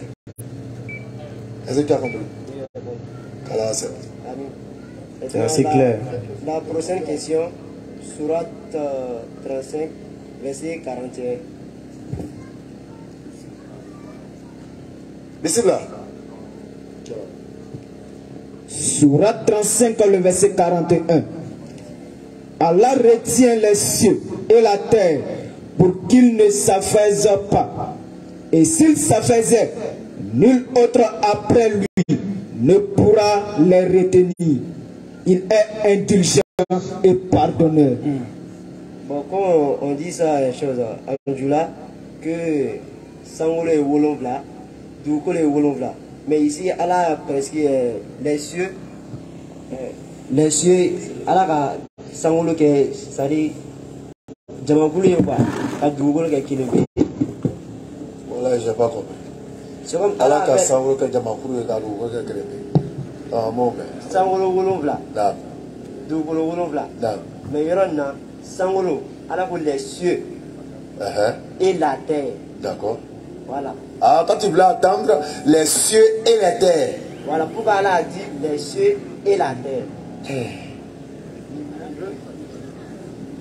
Les enfants et les grands. Ou bien, quel exemple on peut prendre plus simplement? Les cieux, lui voulait entendre les cieux et les terres. Vous voyez, sourate 65, verset 12. Je cherche un exemple simple pour te permettre de mieux comprendre. 65, verset. Ce n'est pas parce qu'il n'a pas dit les terres qu'il y a une seule terre. Ok? Voilà. Ce n'est pas parce qu'il a dit les cieux et la terre qu'obligatoirement, ou que Sangro ou là. Bon, allons d'abord, allons avec le texte. Vous avez vérifié? Dans mes chapitres. Allah, 65, verset 12, je crois. qui a créé sept cieux et autant de terres. Ouais, tu entends un peu? Relisez, il va entendre. Allah, qui a créé sept cieux et autant de terres. Ça dit, Doulagana Oko, Aga Sangolo Wolom Blake, nous on n'a pas bon Doula. Aga Sangolo Wolom Blake, car Doukolo Nyoransi, Doukolo là. Je ne sais pas s'il a bien parlé. Attention. Sept cieux et autant de terres. Donc, quand tu entends les savants dire 7 cieux, 7 terres, c'est sur ça qu'il se base. Parce qu'il a dit qu'il a créé 7 cieux et autant de terres. Mais dans la plupart des versets, tu verras le ciel, là, Asama, on dit Wal Arda. Il dit beaucoup les cieux, la terre, les cieux, la terre. Là. Mais c'est un pouce. Donc quand tu entends 7 cieux, 7 terres, il ne faut pas penser que c'est faux. Le verset est clair. Qui a créé 7 cieux et autant de terres. C'est sur ça que les savants se basent souvent pour dire il y a 7 cieux, il y a 7 terres. Donc, les cieux, la terre, il ne faut pas la terre là va te faire croire que vous croquez. Voilà. C'est le langage coranique. C'est pourquoi pour le Coran, on a besoin de maîtres. C'est pas comme les autres livres là, où tu peux lire et puis créer ton tafsir toi-même. Le Coran, on a besoin de quelqu'un qui connaît plus que toi pour pouvoir le comprendre. Inch'Allah, merci. Barakallahu fikum. Il y a un jeune qui dit la question même vient directement pour la bombe. On dit pourquoi la bombe affirme que la Bible est falsifiée. Pourquoi vous affirmez que la Bible... Non, on n'a jamais affirmé que la Bible est falsifiée. Écoutez bien ce qu'on dit. Voilà. Allah il dit que les gens du livre ont falsifié leurs écritures. Surah 2, verset 75. Voilà. Surah 3, verset 71. Mais la Bible, là, lui n'est pas falsifié. Allah ne connaît pas la Bible. La Bible est une invention des hommes. La falsification ne concerne pas ce qu'Allah n'a pas révélé. La Bible, c'est tout autre chose. 215 n'est pas là. Voilà, ça dit, la Bible est une invention des hommes. Surah 3, le verset 75. C'est un assemblage fait par les hommes. 2,75. C'est les hommes qui ont assemblé la Bible. Hébreu. Bismillah. Hébreu.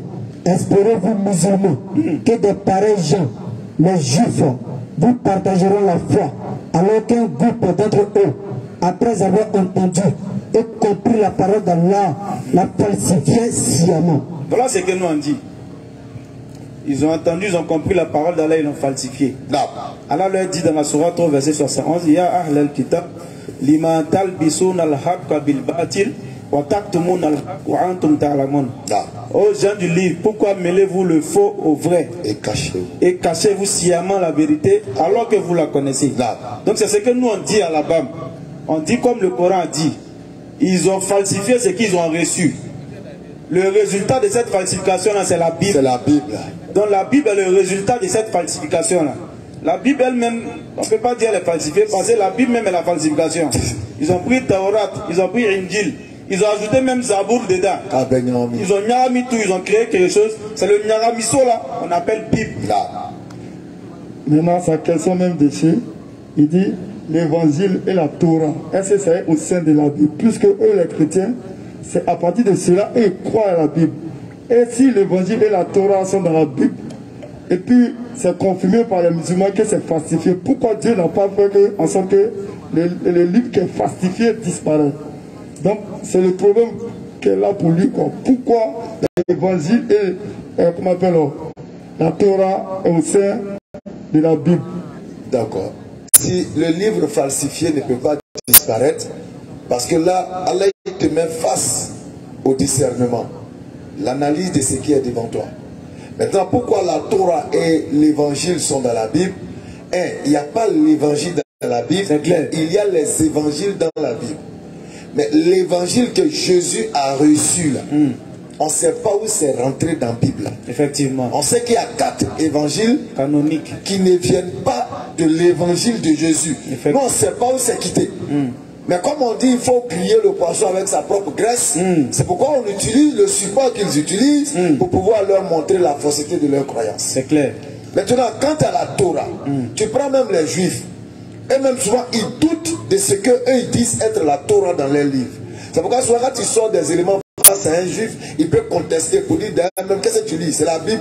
Bible là-même, c'est bizarre. Eux-mêmes, ils ont leur propre Bible, les Juifs. Ils ont leur Bible à eux qui n'a rien à voir avec la Bible des chrétiens. Rien du tout. Donc rien ne donne la certitude que c'est l'entièreté ou bien la totalité ou bien la vraie Torah qui est dans la Bible. Mais on fait avec ce qui est là. C'est-à-dire qu'il y a des éléments pêle-mêle qui se retrouvent ça et là dans la Bible. Mais ce n'est pas la Torah en totalité ou bien dans son authenticité. C'est clair. Jérémie 8, verset 8. Comment pouvez-vous dire nous sommes sages, la loi de l'Éternel est avec nous? C'est bien en vain que s'est mise à l'œuvre la plume mensongère des scribes. Deutéronome 34, verset 7. Donc tu vois, il y avait même des Juifs, et quand on venait leur donner les Écritures, ils les analysaient pour voir si ce qu'ils ont dit là est vrai ou bien si cela est faux. Ils ne plongeaient pas dessus. Parce qu'ils savent que la main de l'homme est intervenue dedans. Ce qui est différent du Coran. Tu as Deutéronome? Allons-y. Deutéronome 34, le verset 7. Moïse était âgé de 120 ans lorsqu'il mourut. Ça veut dire, on dit la Torah a été reçue par Moïse. Ça, c'est ce qu'on dit. Mais dans le livre de la Torah, on dit Moïse était âgé de 120 ans lorsqu'il mourut. Donc, à quel moment ce verset a été écrit? Lorsque Moïse recevait, ils ont dit qu'il est mort à 120 ans. Ou bien après Moïse. Si c'est après Moïse, ça veut dire que la main de l'homme est rentrée dedans. Parce que la mort de Moïse ne doit pas forcément figurer dans ce livre-là. Parce que c'est lui de son vivant qui reçoit ces révélations-là. Donc sa mort qui est figurée, si ça doit être figuré, ça doit être au futur. Moïse sera âgé quand il mourra. Mais quand on dit qu'il était âgé quand il mourut, ça veut dire que quelqu'un est venu écrire la mort de Moïse dedans. Exact. Ça veut dire que c'est pas... Avant de mourir, Moïse même l'a dit, ce qu'il a dit. Car je sais qu'après ma mort, vous vous corromprez. Et vous vous détournerez de la voie que je vous ai prescrite. De son vivant, voilà ce qu'il a dit. Maintenant, sa mort encore figure dedans, ça veut dire que ce n'est pas la Torah que Moïse a reçue. Sinon, sa mort n'allait pas être mentionnée dedans. Tout est mélangé là-bas. Tout est mélangé. Ok, Inch'Allah, merci. Barakallahu fi. Le frère Radi a demandé pour sa question. Le frère Radi. Rachidi, c'est ça. Bon, il m'en est Radi. S'il est là, il n'a qu'à venir, c'est pareil. Il n'a pas de Rachidi. Rachidi, Radi, bon, s'il vient, il va corriger lui-même. Oui, c'est Rachidi. Rachidi, Inch'Allah. Inch'Allah, merci. Salam alaikum wa rahmatullahi ta'ala wa barakatuh. Wa alaikum salam wa rahmatullahi wa barakatuh. Je remercie la BAM et toute l'assemblée présente ce soir-là. Franchement, c'est un réel plaisir de vous écouter, vous et vos collègues les autres. L'interreligieux, nous les jeunes, ça nous aide beaucoup. Beaucoup, nous apprenons beaucoup de vous. Et grâce à ça aujourd'hui, franchement, moi je peux dire que j'ai connu beaucoup plus. Certes, je suis croyant, je suis musulman, mais grâce à vous, à vos vidéos que je suis, même avec d'autres personnes également, j'ai appris beaucoup, que ce soit dans le Coran et même dans la Bible. Maintenant, ma question, j'ai deux questions. La première, elle concerne les 5 piliers de l'islam, comme on a l'habitude de l'entendre avec vous, que l'islam existe déjà dans la Bible. Est-ce qu'on pourrait avoir des différentes références concernant la Bible sur ces 5 piliers? Concernant la Bible? Voilà, les 5 piliers de l'islam qui se retrouvent dans la Bible, au fait. Ah, d'accord. D'abord, avant ça, on va éclaircir quelque chose. L'islam ne cherche pas une légitimité à travers la Bible. Ça, c'est clair. Ça, il faut qu'on l'éclaire d'abord. L'islam ne cherche pas sa légitimité à travers la Bible. Comme mon frère l'a dit, on utilise le support qu'ils ont eux-mêmes pour pouvoir leur montrer dans l'optique de fruire le poisson par sa graisse. C'est clair. Mais même si les 5 piliers de l'islam ne figurent pas dans la Bible, ça ne fait pas de l'islam une religion ambiguë. L'islam ne cherche pas sa légitimité à travers la Bible. Voilà. Donc d'abord, il fallait qu'on mentionne ça là-bas. Alhamdulillah. Et d'ailleurs, peut-être qu'on va te surprendre, mais nous n'allons pas te sortir les 5 piliers de la Bible. Mais nous pouvons te montrer l'essence de la foi. Parce que les 5 piliers, on va essayer de dire peut-être Jésus jeûnait. Mais tu ne verras pas le mois de Ramadan. Mais on va te montrer des versets où des gens jeûnaient. On va te dire peut-être se prosterner. Tu ne verras pas un passage dans la Bible où on te parle de pèlerinage. Tu ne verras pas un passage dans la Bible où on te dit qu'il faut croire aux anges. Tu ne verras pas. Ça dit, c'est délicat. Tu comprends? Mais on peut te sortir l'essence de la foi, qui est le monothéisme pur. C'est l'essentiel au fait. C'est le message central des prophètes. Voilà. Maintenant, les piliers ont été donnés. Ça variait. Alors, il dit, à chaque peuple, nous avons donné une législation et une voie à suivre. Tu vas voir dans la Bible, Daniel 6, 2 8, 48, où on s'est orienté vers la Qibla. On est d'accord avec ça. Tu vas voir que Jésus-Christ se prosternait. Tu vas voir que les ablutions sont mentionnées dans Exode 40, ainsi de suite. Ça, maintenant, tous les jeunes musulmans connaissent ça maintenant.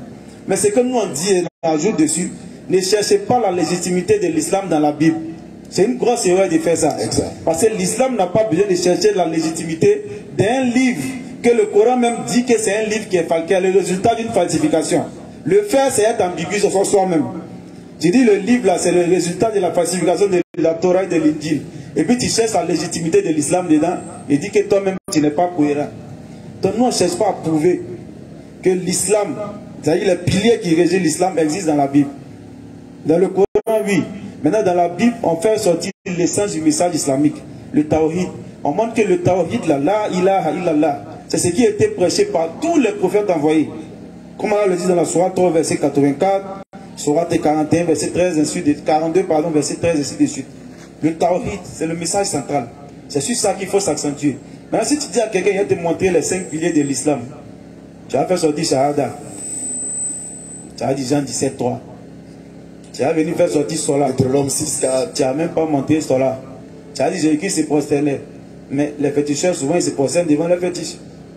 Est-ce que tu as vu, Allah, il a dit Akimu Solat Lizikri. Dans le que c'est écrit clairement dans Sourate 20, verset 14. Il dit rappelez-vous de moi et accomplissez la Sola. C'est clair. Akimu Solat Lizikri.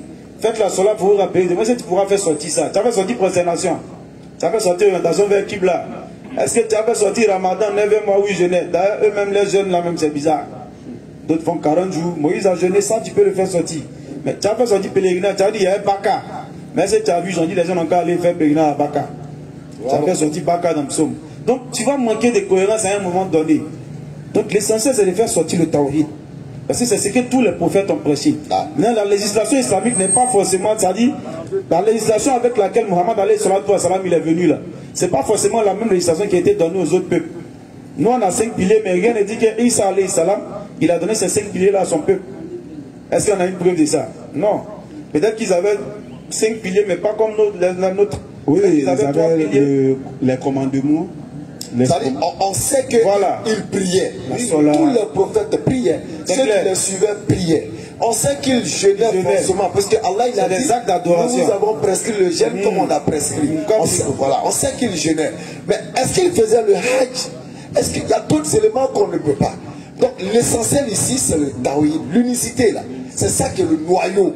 Maintenant, les autres éléments là, on essaie de coller, montrer que ben voilà, eux aussi faisaient ça, ils prenaient l'ablution, ils s'orientaient vers la Qibla, ils priaient 3 fois par jour, tout ça là c'est dedans, et voilà, etc., etc. Mais les 5 piliers, tu m'as donné sainement dans le Coran. Il vous a légiféré en matière de religion.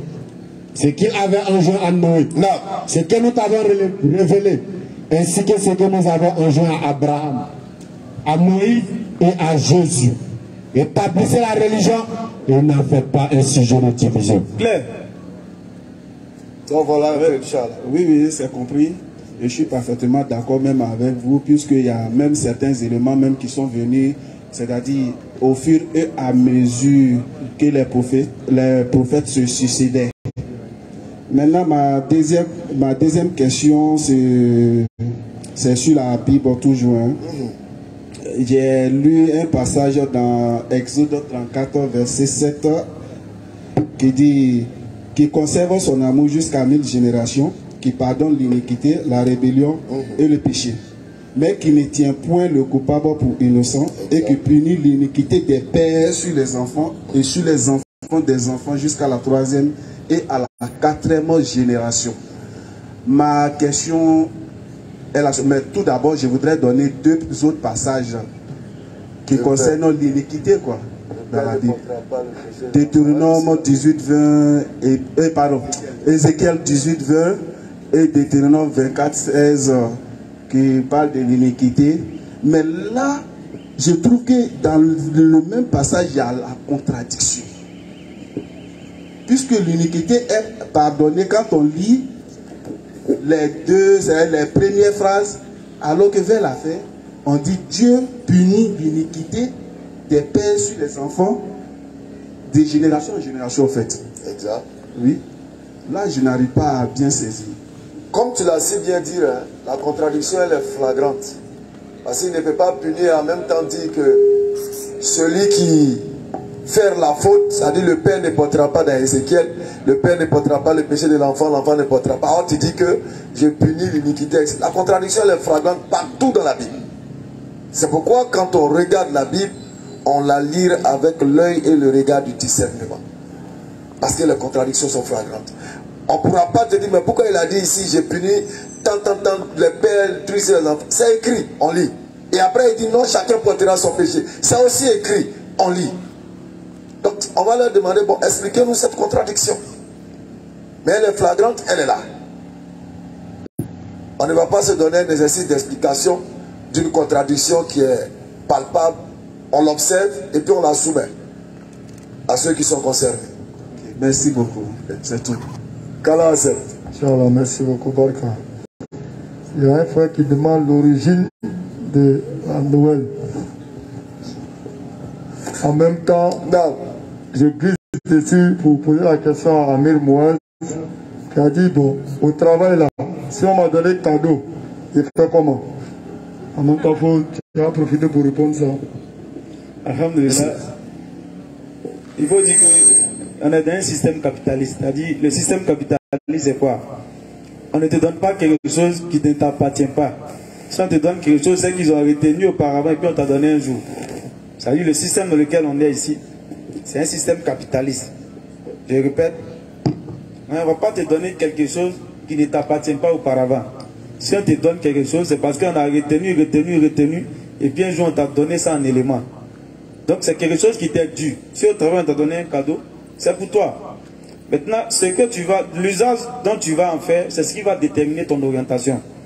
Ils t'ont donné à l'occasion peut-être de la fête de Noël, ou bien te donner un bon pour aller prendre des cadeaux dans une boîte comme certaines sociétés le font. Si toi tu vas aller prendre cadeau effectivement pour donner ça à Noël, voilà le problème justement. Tu vas aller prendre cadeau, là, aller donner à ton enfant à Noël. Alors qu'en réalité, c'est des choses qu'ils ont coupées sur ton salaire pour pouvoir te donner ça à une période précise. C'est ton droit. Tu le récupères. Mais tu ne vas pas aller en faire ce dont ils en font. Tu ne vas pas aller donner ça à ton enfant au jour de Noël pour dire joyeux Noël. Là, il y a problème. Mais il faut le retenir.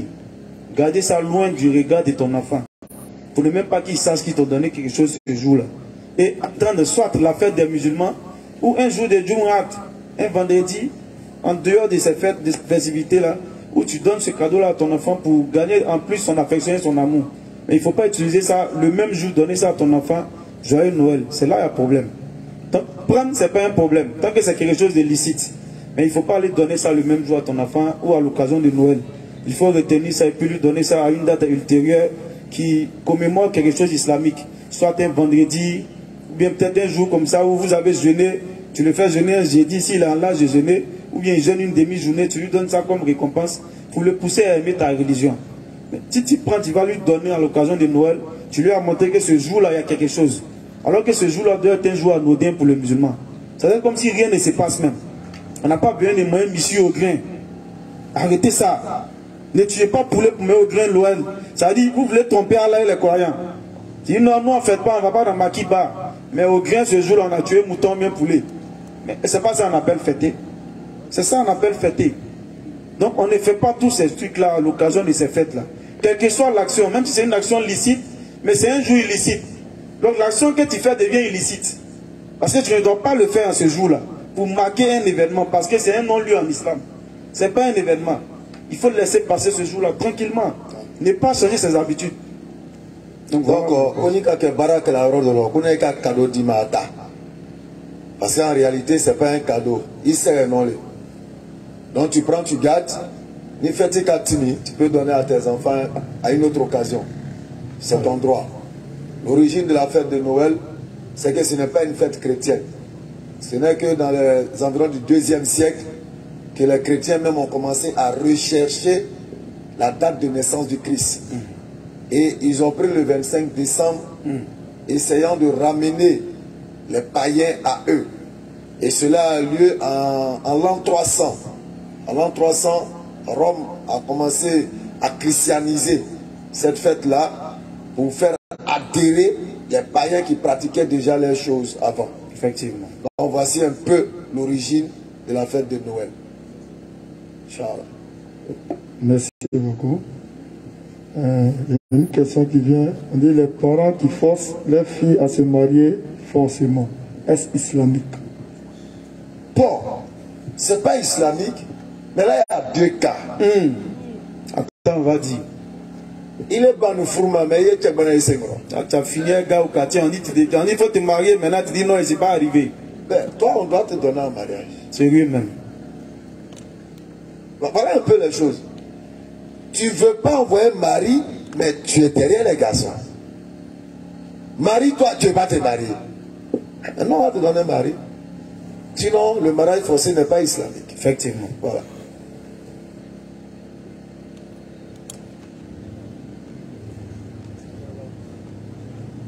Non. Le porc. Il y a un frère qui demande pourquoi c'est interdit le porc. Sourate 5, verset 3, Sourate 59, verset 7. Pourquoi le porc est interdit? Ici là. Vous sont interdites. Vous sont interdits la bête trouvée morte, le sein, la chair du porc. C'est sur quoi on a invoqué un autre nom que celui d'Allah. Donc voilà qui est clair. Ajoutez 33, 36 dessus. Tu as donné 3 versets. 5, 3, 59, 5, 59, 7, 33, 36. Donc, coraniquement, en attendant, le porc est formellement une interdiction. Et pourquoi c'est interdit? Parce qu'Allah dit c'est interdit. Surat 33, le verset 36. Et nous, musulmans, nous avons un devoir. Quand Allah il interdit, là, on dit quoi? Nous avons entendu et nous avons obéi. Allah, pourquoi tu as interdit? Allah a interdit. Lui seul sait pourquoi il nous l'a interdit. Et souvent, une interdiction, ça peut être quelque chose qu'on désire, mais Allah l'a interdit pour nous éprouver. Quand il a interdit, on obéit un point de trait. On ne cherche pas à savoir pourquoi d'autres temps qui ont comprimé 3 fois par jour. On dit prends comprimé matin, midi, soir. Tu viens dire, monsieur le docteur, pourquoi dois-je prendre le comprimé 3 fois par jour? Salon, il a guerre. Hein? C'est interdit, c'est interdit. Donc voilà. On n'a pas trouvé le verset.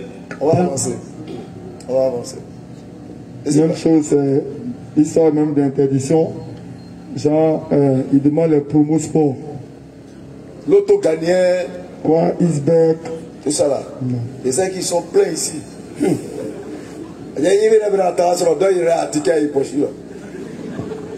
Ils entendent demain matin pour voir le bac à gagner. Ni ma brique à tirer flâneau au ticket hypochio. Alors Allah il dit. Vous les croyants, le vin, le jeu des hasards. Voilà ça. Le vin, le jeu des hasards. Voilà ça. Les pieds dressés. C'est un jeu des hasards, il a dit jeu des hasards. Voilà ça qui est écrit. Ne sont qu'une abomination, œuvre du diable. Écartez-vous-en afin que vous réussissiez. Nous avons entendu et nous avons obéi. Alors pourquoi le diable ne veut que jeter parmi vous à travers. La dernière fois, pendant que la finale se jouait, il était dans un taxi. Le chauffeur est en train de conduire à Hakri à Paris. Lui, il a parié 5 pénaltys. Toujours dit pénalty. 5 corners. Il a eu 4, il reste 1. Il a eu 4, il reste 1. À Volonka. N'est-ce qu'il n'a d'affaire. Allez, voilà. Vieux père, il reste un peu dans un corner, vieux père. Parce qu'il y a un homme, notre vie est dans sa mère. Et puis pour combien? Vieux père, si Max est gratuit, 58 000. Et vieux père, il m'a carré tassi. En donnant-le la foule, il reste quelques secondes. Pénalty, il faut tirer si gardien votre pénalty. Mabri Bragari n'a pas eu le pénalty. Vous pensez que les parieurs de jeu là, ils sont bêtes? Vraiment. Vous pensez qu'ils sont bêtes? C'est un calcul. Avant qu'une personne gagne, lui il a gagné au moins 1 milliard sur vous. C'est clair. C'est pourquoi là il dit, écartez-vous-en, afin que vous réussissiez. Et le diable passe par les yeux pour installer l'iniquité. Bon, sous l'itré, il est maga Kemedo, alors Kemefla, tu ne gagnes pas. Abou, lui, il vient à 2 Togo, il gagne 50 000. Quand tu viens, tu mets 2500, ça sort bidé. Abou vient mettre 150, il gagne 200 000. Tu penses que tu as aimé Abou? Ah. Est-ce qu'il est venu à Douaou quand Abou vient quoi à Cicéron? Bah, il devient ton ennemi. Le diable ne veut passer par là que pour s'aimer l'inimitié et la haine entre vous. C'est clair. Abou va va devenir ton ennemi. Anima Fidala, Abou Djouya Belidou Soukouko. Voici la réalité. Effectivement. Et souvent on fait des jeux de mots avec bête et clic. Quand si tu es bête, il faut cliquer. Tu es bête, tu cliques. Et puis tu rentres dans la bêtise. C'est des choses de passion. Et tout ce qui est passion nuit à la réflexion. Effectivement. Quand la passion atteint un certain degré, on ne peut plus réfléchir. On ne peut plus réfléchir. Et quand on ne peut plus réfléchir, on devient un danger pour nous-mêmes. C'est clair. Et c'est là Allah il dit, quand tu m'oublies, je te fais oublier ta propre personne. Qu'Allah nous aime. Amen. Donc c'est interdit, Allah l'a dit, nous on a entendu, on dit Amen. C'est clair. On obéit. Amen. Merci beaucoup. Il y a un frère qui demande, il dit, quelqu'un qui est chrétien, parce qu'on lui a dit que Jésus a pris tous ses péchés. Et il n'a pas une connaissance du Coran. Quelle preuve vous pouvez lui donner dans le Coran pour que vraiment il comprenne un peu s'il doit basculer? En fonction du Coran? Oui. Puisque tout ce que lui s'est rendu, Jésus a pris tous ses péchés. Tous ses péchés. Ah d'accord. Donc, pour lui, comme Jésus a pris ses péchés, voilà pourquoi il est là-bas. 156-157. Quelle preuve vous pouvez lui donner dans le Coran? Déjà, à partir du Coran, pour te montrer même, parce qu'avant que Jésus prenne ton péché, il faut qu'il meure, selon vous. Maintenant, Massa avait un péché d'aujourd'hui. Le Coran te dit qu'il n'a pas été crucifié, il n'a pas été tué. Et à cause de leurs paroles, nous avons vraiment tué le Christ, Jésus, fils de Marie, le messager d'Allah. Or, ils ne l'ont ni tué, ni crucifié, mais ce n'était qu'un faux semblant. Et ceux qui ont discuté sur son sujet sont vraiment dans l'incertitude. Ils n'en ont aucune connaissance certaine. Ils ne font que suivre des conjectures. Donc voici la vérité. Le Coran dit que Jésus n'a pas été crucifié. Or pour toi, pour qu'il prenne le péché, il faut qu'il meure. C'est clair. Donc le Coran dit que Issa n'a pas été crucifié. Et tous ceux qui croient qu'il a été crucifié sont dans l'incertitude, c'est-à-dire ils doutent. Si réellement il a été crucifié. Effectivement. Et les preuves sont légion dans la Bible. C'est pourquoi vous ne verrez pas de témoins oculaires parmi les disciples de Jésus. C'est clair, ça n'existe pas. Parce que quand ils l'ont attrapé, tous ils ont fui. Ils ont fui tous. Donc chacun essaie de raconter des brins de l'histoire. C'est pourquoi vous allez voir que les deux brigands sur la croix, il y a ambiguïté. Effectivement. Les deux l'ont insulté, les deux ne l'ont pas insulté. Donc pour faire très court, ils ne l'ont pas crucifié. Donc tes péchés ne sont pas encore pardonnés si tu crois à son sang. Effectivement.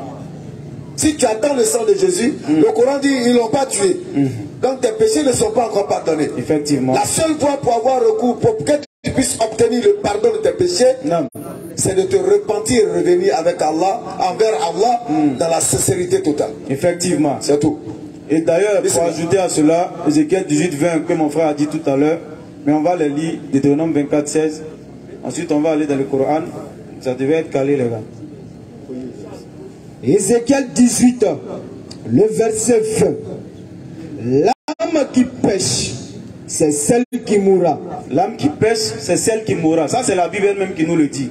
Maintenant encore, pourquoi? Allons-y, continue. Le fils ne portera pas l'iniquité de son père. Le fils ne va pas porter le péché de son père. Et le père ne portera pas l'iniquité de son fils. Ni le père ne portera pas l'iniquité de son fils. La justice du juste.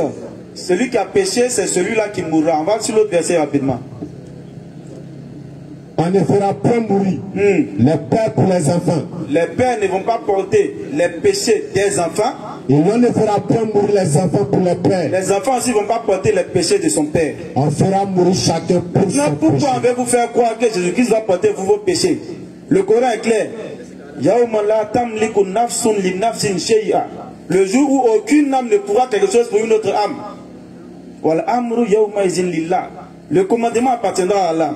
Et Allah va dire dans le verset de Abasa que ce jour-là, l'homme va fuir de son frère. C'est-à-dire, le jour-là, l'homme va fuir de sa maman, de son papa, de sa compagne, de ses descendants, de son propre frère. Parce que s'il peut faire quelque chose pour toi, est-ce qu'il va fuir? Non. Parce que ce jour-là, personne ne peut faire quelque chose pour son prochain. Surat 2, verset 281, que les savants nous disent que c'est le dernier verset coranique qui est révélé. Allah nous dit Wattaku yawman turja'una fihi ila Allah. Il dit Thumma tuwaffa kullu nafsin ma kasabat fahum la yuzlamun. Chaque âme va porter son propre fardeau.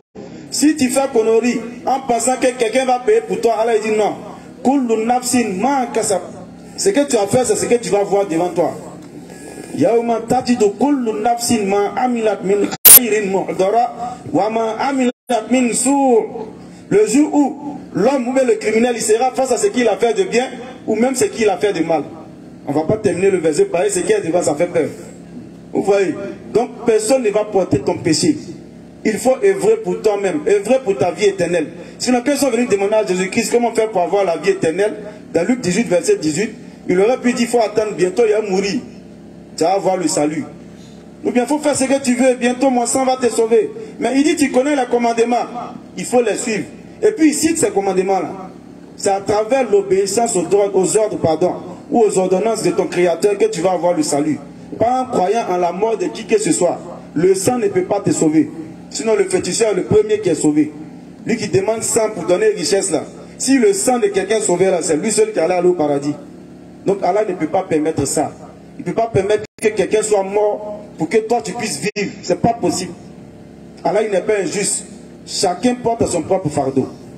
À plus forte raison, un grand messager comme Jésus qui a envoyé aux enfants d'Israël pour leur apporter l'Injil, il est venu confirmer les ordonnances. Ce n'est pas lui qui est venu mourir pour qui que ce soit. À savoir même qu'ils ont rejeté même Jésus-Christ. C'est un petit groupe parmi les enfants d'Israël qui l'ont suivi. Mais pourquoi il doit mourir pour les sauver? S'il le fait, on va dire que même le Seigneur qui l'a envoyé, il est injuste. Mais il n'est pas injuste, il dit qu'il est juste. Il est le Dieu juste et il est le Dieu de la justice. Mais comment il va faire une injustice, ça va tuer quelqu'un pour que les autres soient sauvés? Donc c'est même pas quelque chose, une doctrine qui vient de Dieu. C'est une doctrine diabolique, ça vient du diable. Parce que Jésus-Christ lui-même il a dit dans Jean 8,40 que le fait de le faire mourir, c'est promouvoir le diable. Il dit, vous faites l'œuvre du diable qui a été meurtrier dès le commencement. Donc le meurtre là, c'est le diable qui le fait. Et dans un autre verset même de Luc, il va dire que pour que ceux qui ont tué injustement les prophètes parmi les juifs là, ils vont porter le péché, le sang de tous les innocents qui ont été tués, depuis Abel jusqu'à cette génération de Jean-Baptiste. Il dit ils vont porter le péché de tous ceux-là. Zacharie, tous ceux-là, les prophètes qui ont été tués, parce qu'ils ont proclamé l'unicité d'Allah là. Jésus-Christ est en train de dire que cette génération qui veut le tuer là, à savoir les juifs, ils vont porter cette iniquité là. Donc on ne peut pas venir proclamer encore que lui-même encore qui est en train de dire tous ces enseignements, il est venu mourir. Non, il faut réfléchir, il faut discerner. Parce que le royaume des cieux là, ça appartient aux intelligents. On va lire Daniel 12, verset 2 pour terminer.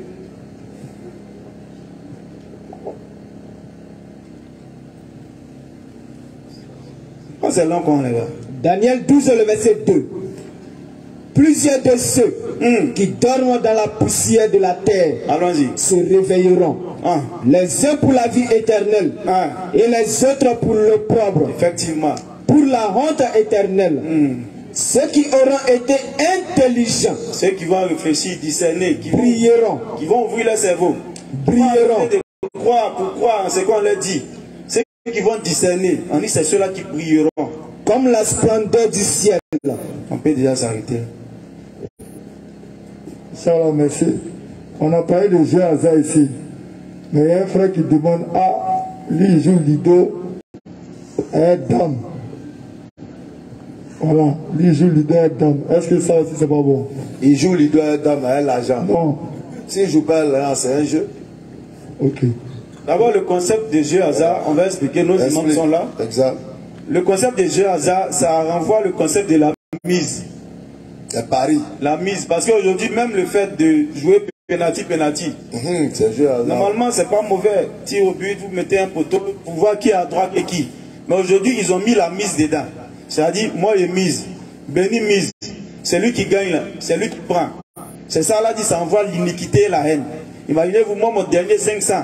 Je suis venu, béni, tiens, là-bas, on fait penalty. Dans l'espoir. On dépose. Par exemple, il va avoir 1000 francs pour payer quelque chose de 1000 francs. On tire au but. Moi, je paie, lui, il prend ses 1000 francs. Il met 500 qu'il part à la maison de quelqu'un en espérant rembourser. Si il gagne, béni. Il vient, bon, venez encore 500. Il me gagne encore. C'est ce qui fait naître l'inimité et la haine. Parce qu'à la longue, il a dit Dieu, moi là, il me gagne toujours, bien le détester. Donc la mise là, c'est ce qui introduit le concept de hasard. Quand là, il parle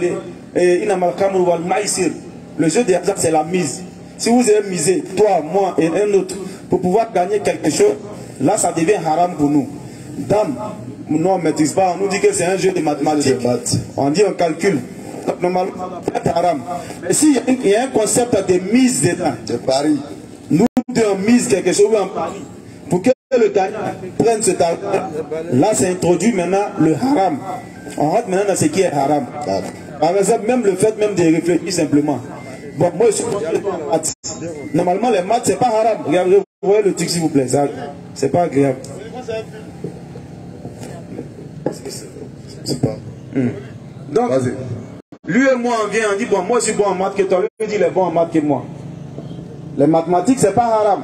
Mais on met l'argent, il met 500, il met 500, et puis on met chrono. On nous donne une équation. Celui qui va finir vite prendre l'argent, ça devient haram. Or, les maths, c'est pas haram. Mais ça devient haram parce qu'on a mis, on a parié. C'est ce qui devient haram. C'est ce qui fait que vos lotos gagnés, ivoiriens, tout est haram parce qu'il y a une mise commune. Chacun mise quelque chose et puis le gagnant prend. Donc c'est haram. Ok, Inch'Allah. Il y a une question qui m'est venue, comme demain le vieux a dit. La question est que Moro Beseka, Allah demain, Aya Barala, genre il fait allusion à notre boulot, à ce qu'on fait. Est-ce que Moro Beseka, Allah demain, Aya Barala? Donc, Allah demain, le verset Intansurullah Yansurkum, comme il le dit. Allez, secourez Allah, aidez Allah. Donc quand on dit secourez Allah, Intansurullah, c'est-à-dire, non, on peut faire quoi Allah? Non, Allah est dans quel détresse et puis nous on va le dire. C'est nous les prisonniers, c'est pas lui. Quand même. Besoin de rien. Non, c'est nous on est les gagnants. Ou bien par exemple, c'est nous on est les fakirs, les pauvres, c'est nous. Au fait, c'est là qui est le gagnant. Amen. La question, il lui a bien demandé, parce que pourquoi il a demandé? Quand il a dit, est-ce que Moro Beseka, Allah t'aime, Allah yere à Barala? Je lui ai demandé, il fait allusion à quoi? Est-ce que genre, peut-être quand les gens sortent, comment pour dire ça, on fait la dawa? Ou bien genre les sorties on fait, genre les trucs qu'on fait. Voilà. C'est de ça il parle. Oui, c'est ce que... Mais le prophète sallallahu alayhi wa sallam l'a fait. Oh là là. Non, moi j'ai pas encore saisi. Non, le prophète sallallahu alayhi wa sallam a fait la dawa. Il est sorti dans la rue, il a annoncé le message. Est-ce qu'il est en train d'aider Allah dans son travail? Non. C'est de ça qu'il parle. Il accomplissait sa tâche, son devoir. Enfin, moi j'ai compris là où il va en venir. Parce que souvent les gens traduisent Intan Surullah, Allah demain.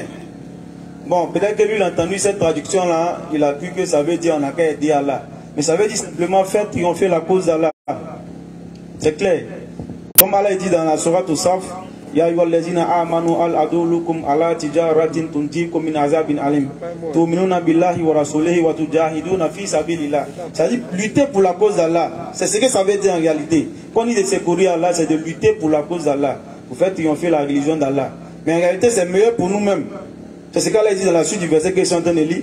Zalika khayrul lakum in kuntum ta'lamun. C'est mieux pour nous. Si nous en fait triompher la cause d'Allah, c'est pour nous que c'est mieux. En tout cas. Parce qu'Allah va nous donner les récompenses et il va nous élever. Mais non, on ne peut pas aider Allah, parce que nous on n'est rien. Voilà. On fait comment pour aider Allah? C'est nous les besogneux, et Allah n'a pas besoin de nous en réalité. C'est pas même si on n'est pas là, il peut susciter d'autres êtres qui feront ce travail. Même si on n'adore pas Allah, Allah il va toujours. Et il le dit dans la sourate 5, verset 52, je crois. Quiconque parmi vous apostasie de sa religion, Allah fera venir un peuple qu'il aime et qu'il aime. Modeste envers les croyants, mais fier et puissant envers les mécréants, qui lutte pour la cause d'Allah, ne craignant le blâme d'aucun blâmeur. C'est-à-dire, si nous on ne veut pas faire Allah, il va envoyer un autre peuple, que lui il aime et que ce peuple-là l'aime, qui est modeste envers les croyants, qui est fier et puissant envers les non-croyants, qui lutte pour la cause d'Allah, mais ils n'ont pas honte. Ils n'ont pas honte qu'on les indexe comme ceux qui font pour Allah, ou bien ceux qui, c'est-à-dire ceux qui sont musulmans, ils n'ont pas honte, ils n'ont pas complexé de leur religion. Donc voilà la charia d'Allah. Donc personne n'aide Allah dans son travail. C'est tout. Mais ça ne veut pas aussi dire que les musulmans doivent être très passifs. C'est-à-dire on regarde, genre bon, chacun n'a qu'à faire ce qu'il veut, c'est Allah qui gère. Nous devons nous entraider dans le bien, nous encourager dans le bien et nous interdire le blâmable. C'est Allah même qui nous recommande ça.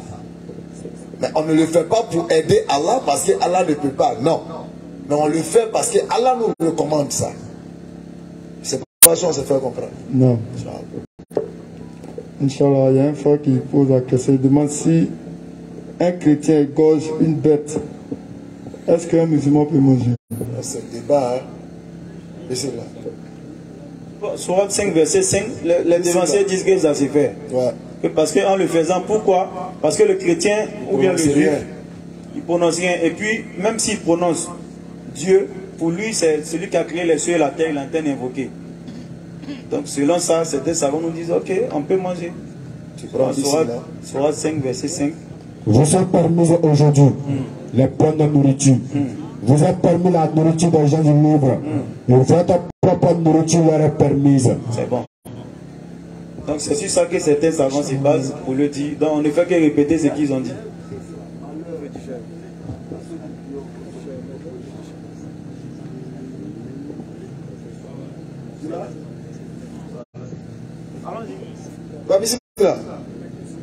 C'est tout, c'était la dernière. C'était la dernière question. Moursalat.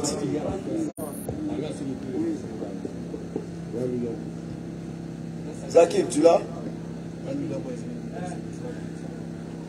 Ok, bismillah. Rendez-vous demain, donc n'oubliez pas, nous avons un grand échange demain avec un pasteur. Inch'Allah. Un échange fraternel qui aura lieu au centre Capitole, Inch'Allah. C'est quelle heure? Demain à partir de 20h, Inch'Allah. Tout le monde est invité. Le thème c'est qui est l'accomplissement de Genèse chapitre 12, verset 3. Inch'Allah. Non. أعوذ بالله من الشيطان الرجيم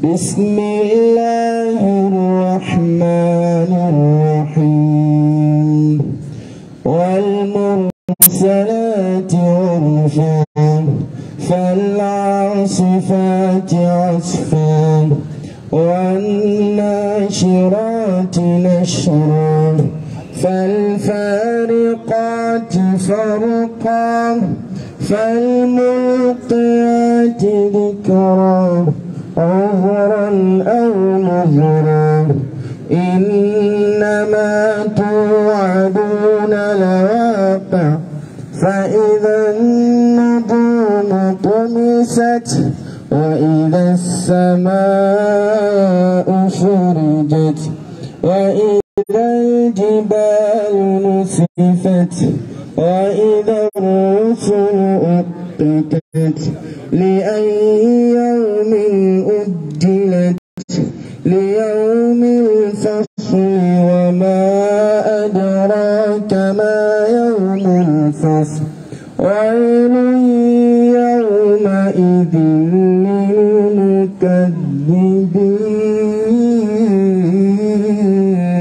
للمكذبين.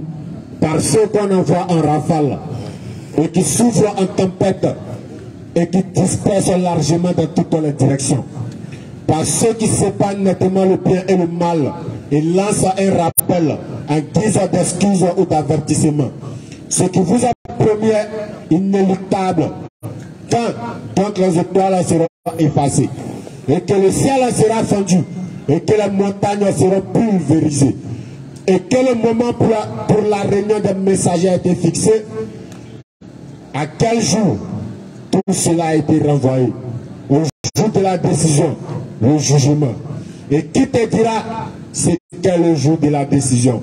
Malheur, malheur ce jour-là à ceux qui crient au mensonge. Allah subhanahu wa ta'ala l'a dit, malheur à ceux qui ont crié au mensonge. Effectivement. On a dit d'adorer Allah sans associer. Tu dis non, non, non. Tu cries au mensonge.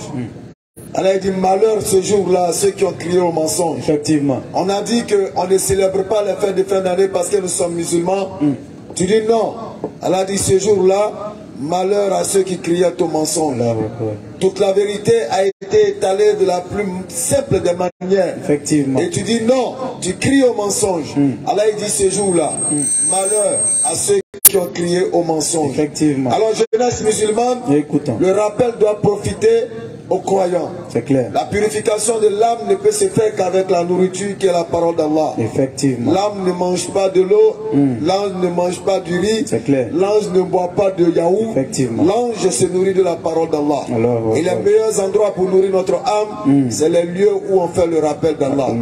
Lorsqu'une voiture est en panne, elle s'oriente vers le mécanicien. Effectivement. Quand elle est en manque de carburant, c'est vers une station qu'elle s'oriente. C'est clair. Et lorsque le croyant musulman est en manque de foi ou en baisse de foi, la seule orientation, c'est le lieu du rappel. Effectivement. Jeunesse musulmane, rapprochons-nous de ces endroits de rappel afin de nous bonifier, nous tonifier dans la foi. Parce que si on perd la foi, nous allons tout perdre. Nous allons même perdre la miséricorde d'Allah. C'est clair. Demeurons et restons ces musulmans-là qui diront cette parole, quelle que soit la difficulté, Inna lillah wa inna ilayhi raji'un. Nous sommes à Allah. Et nous allons retourner à Allah. C'est sur cette note que nous allons vous dire rendez-vous demain 20h pour le débat que nous allons avoir. Mais avant, nous allons attester ensemble la kalmatu shahada pour réaffirmer la grandeur et l'unicité d'Allah. Avec vie et envie, nous allons donc attester Inch'Allah et après nous allons le saluer nos imams Inch'Allah. Ashhadu an la ilaha illallah wa ashhadu anna Muhammadan Rasulullah.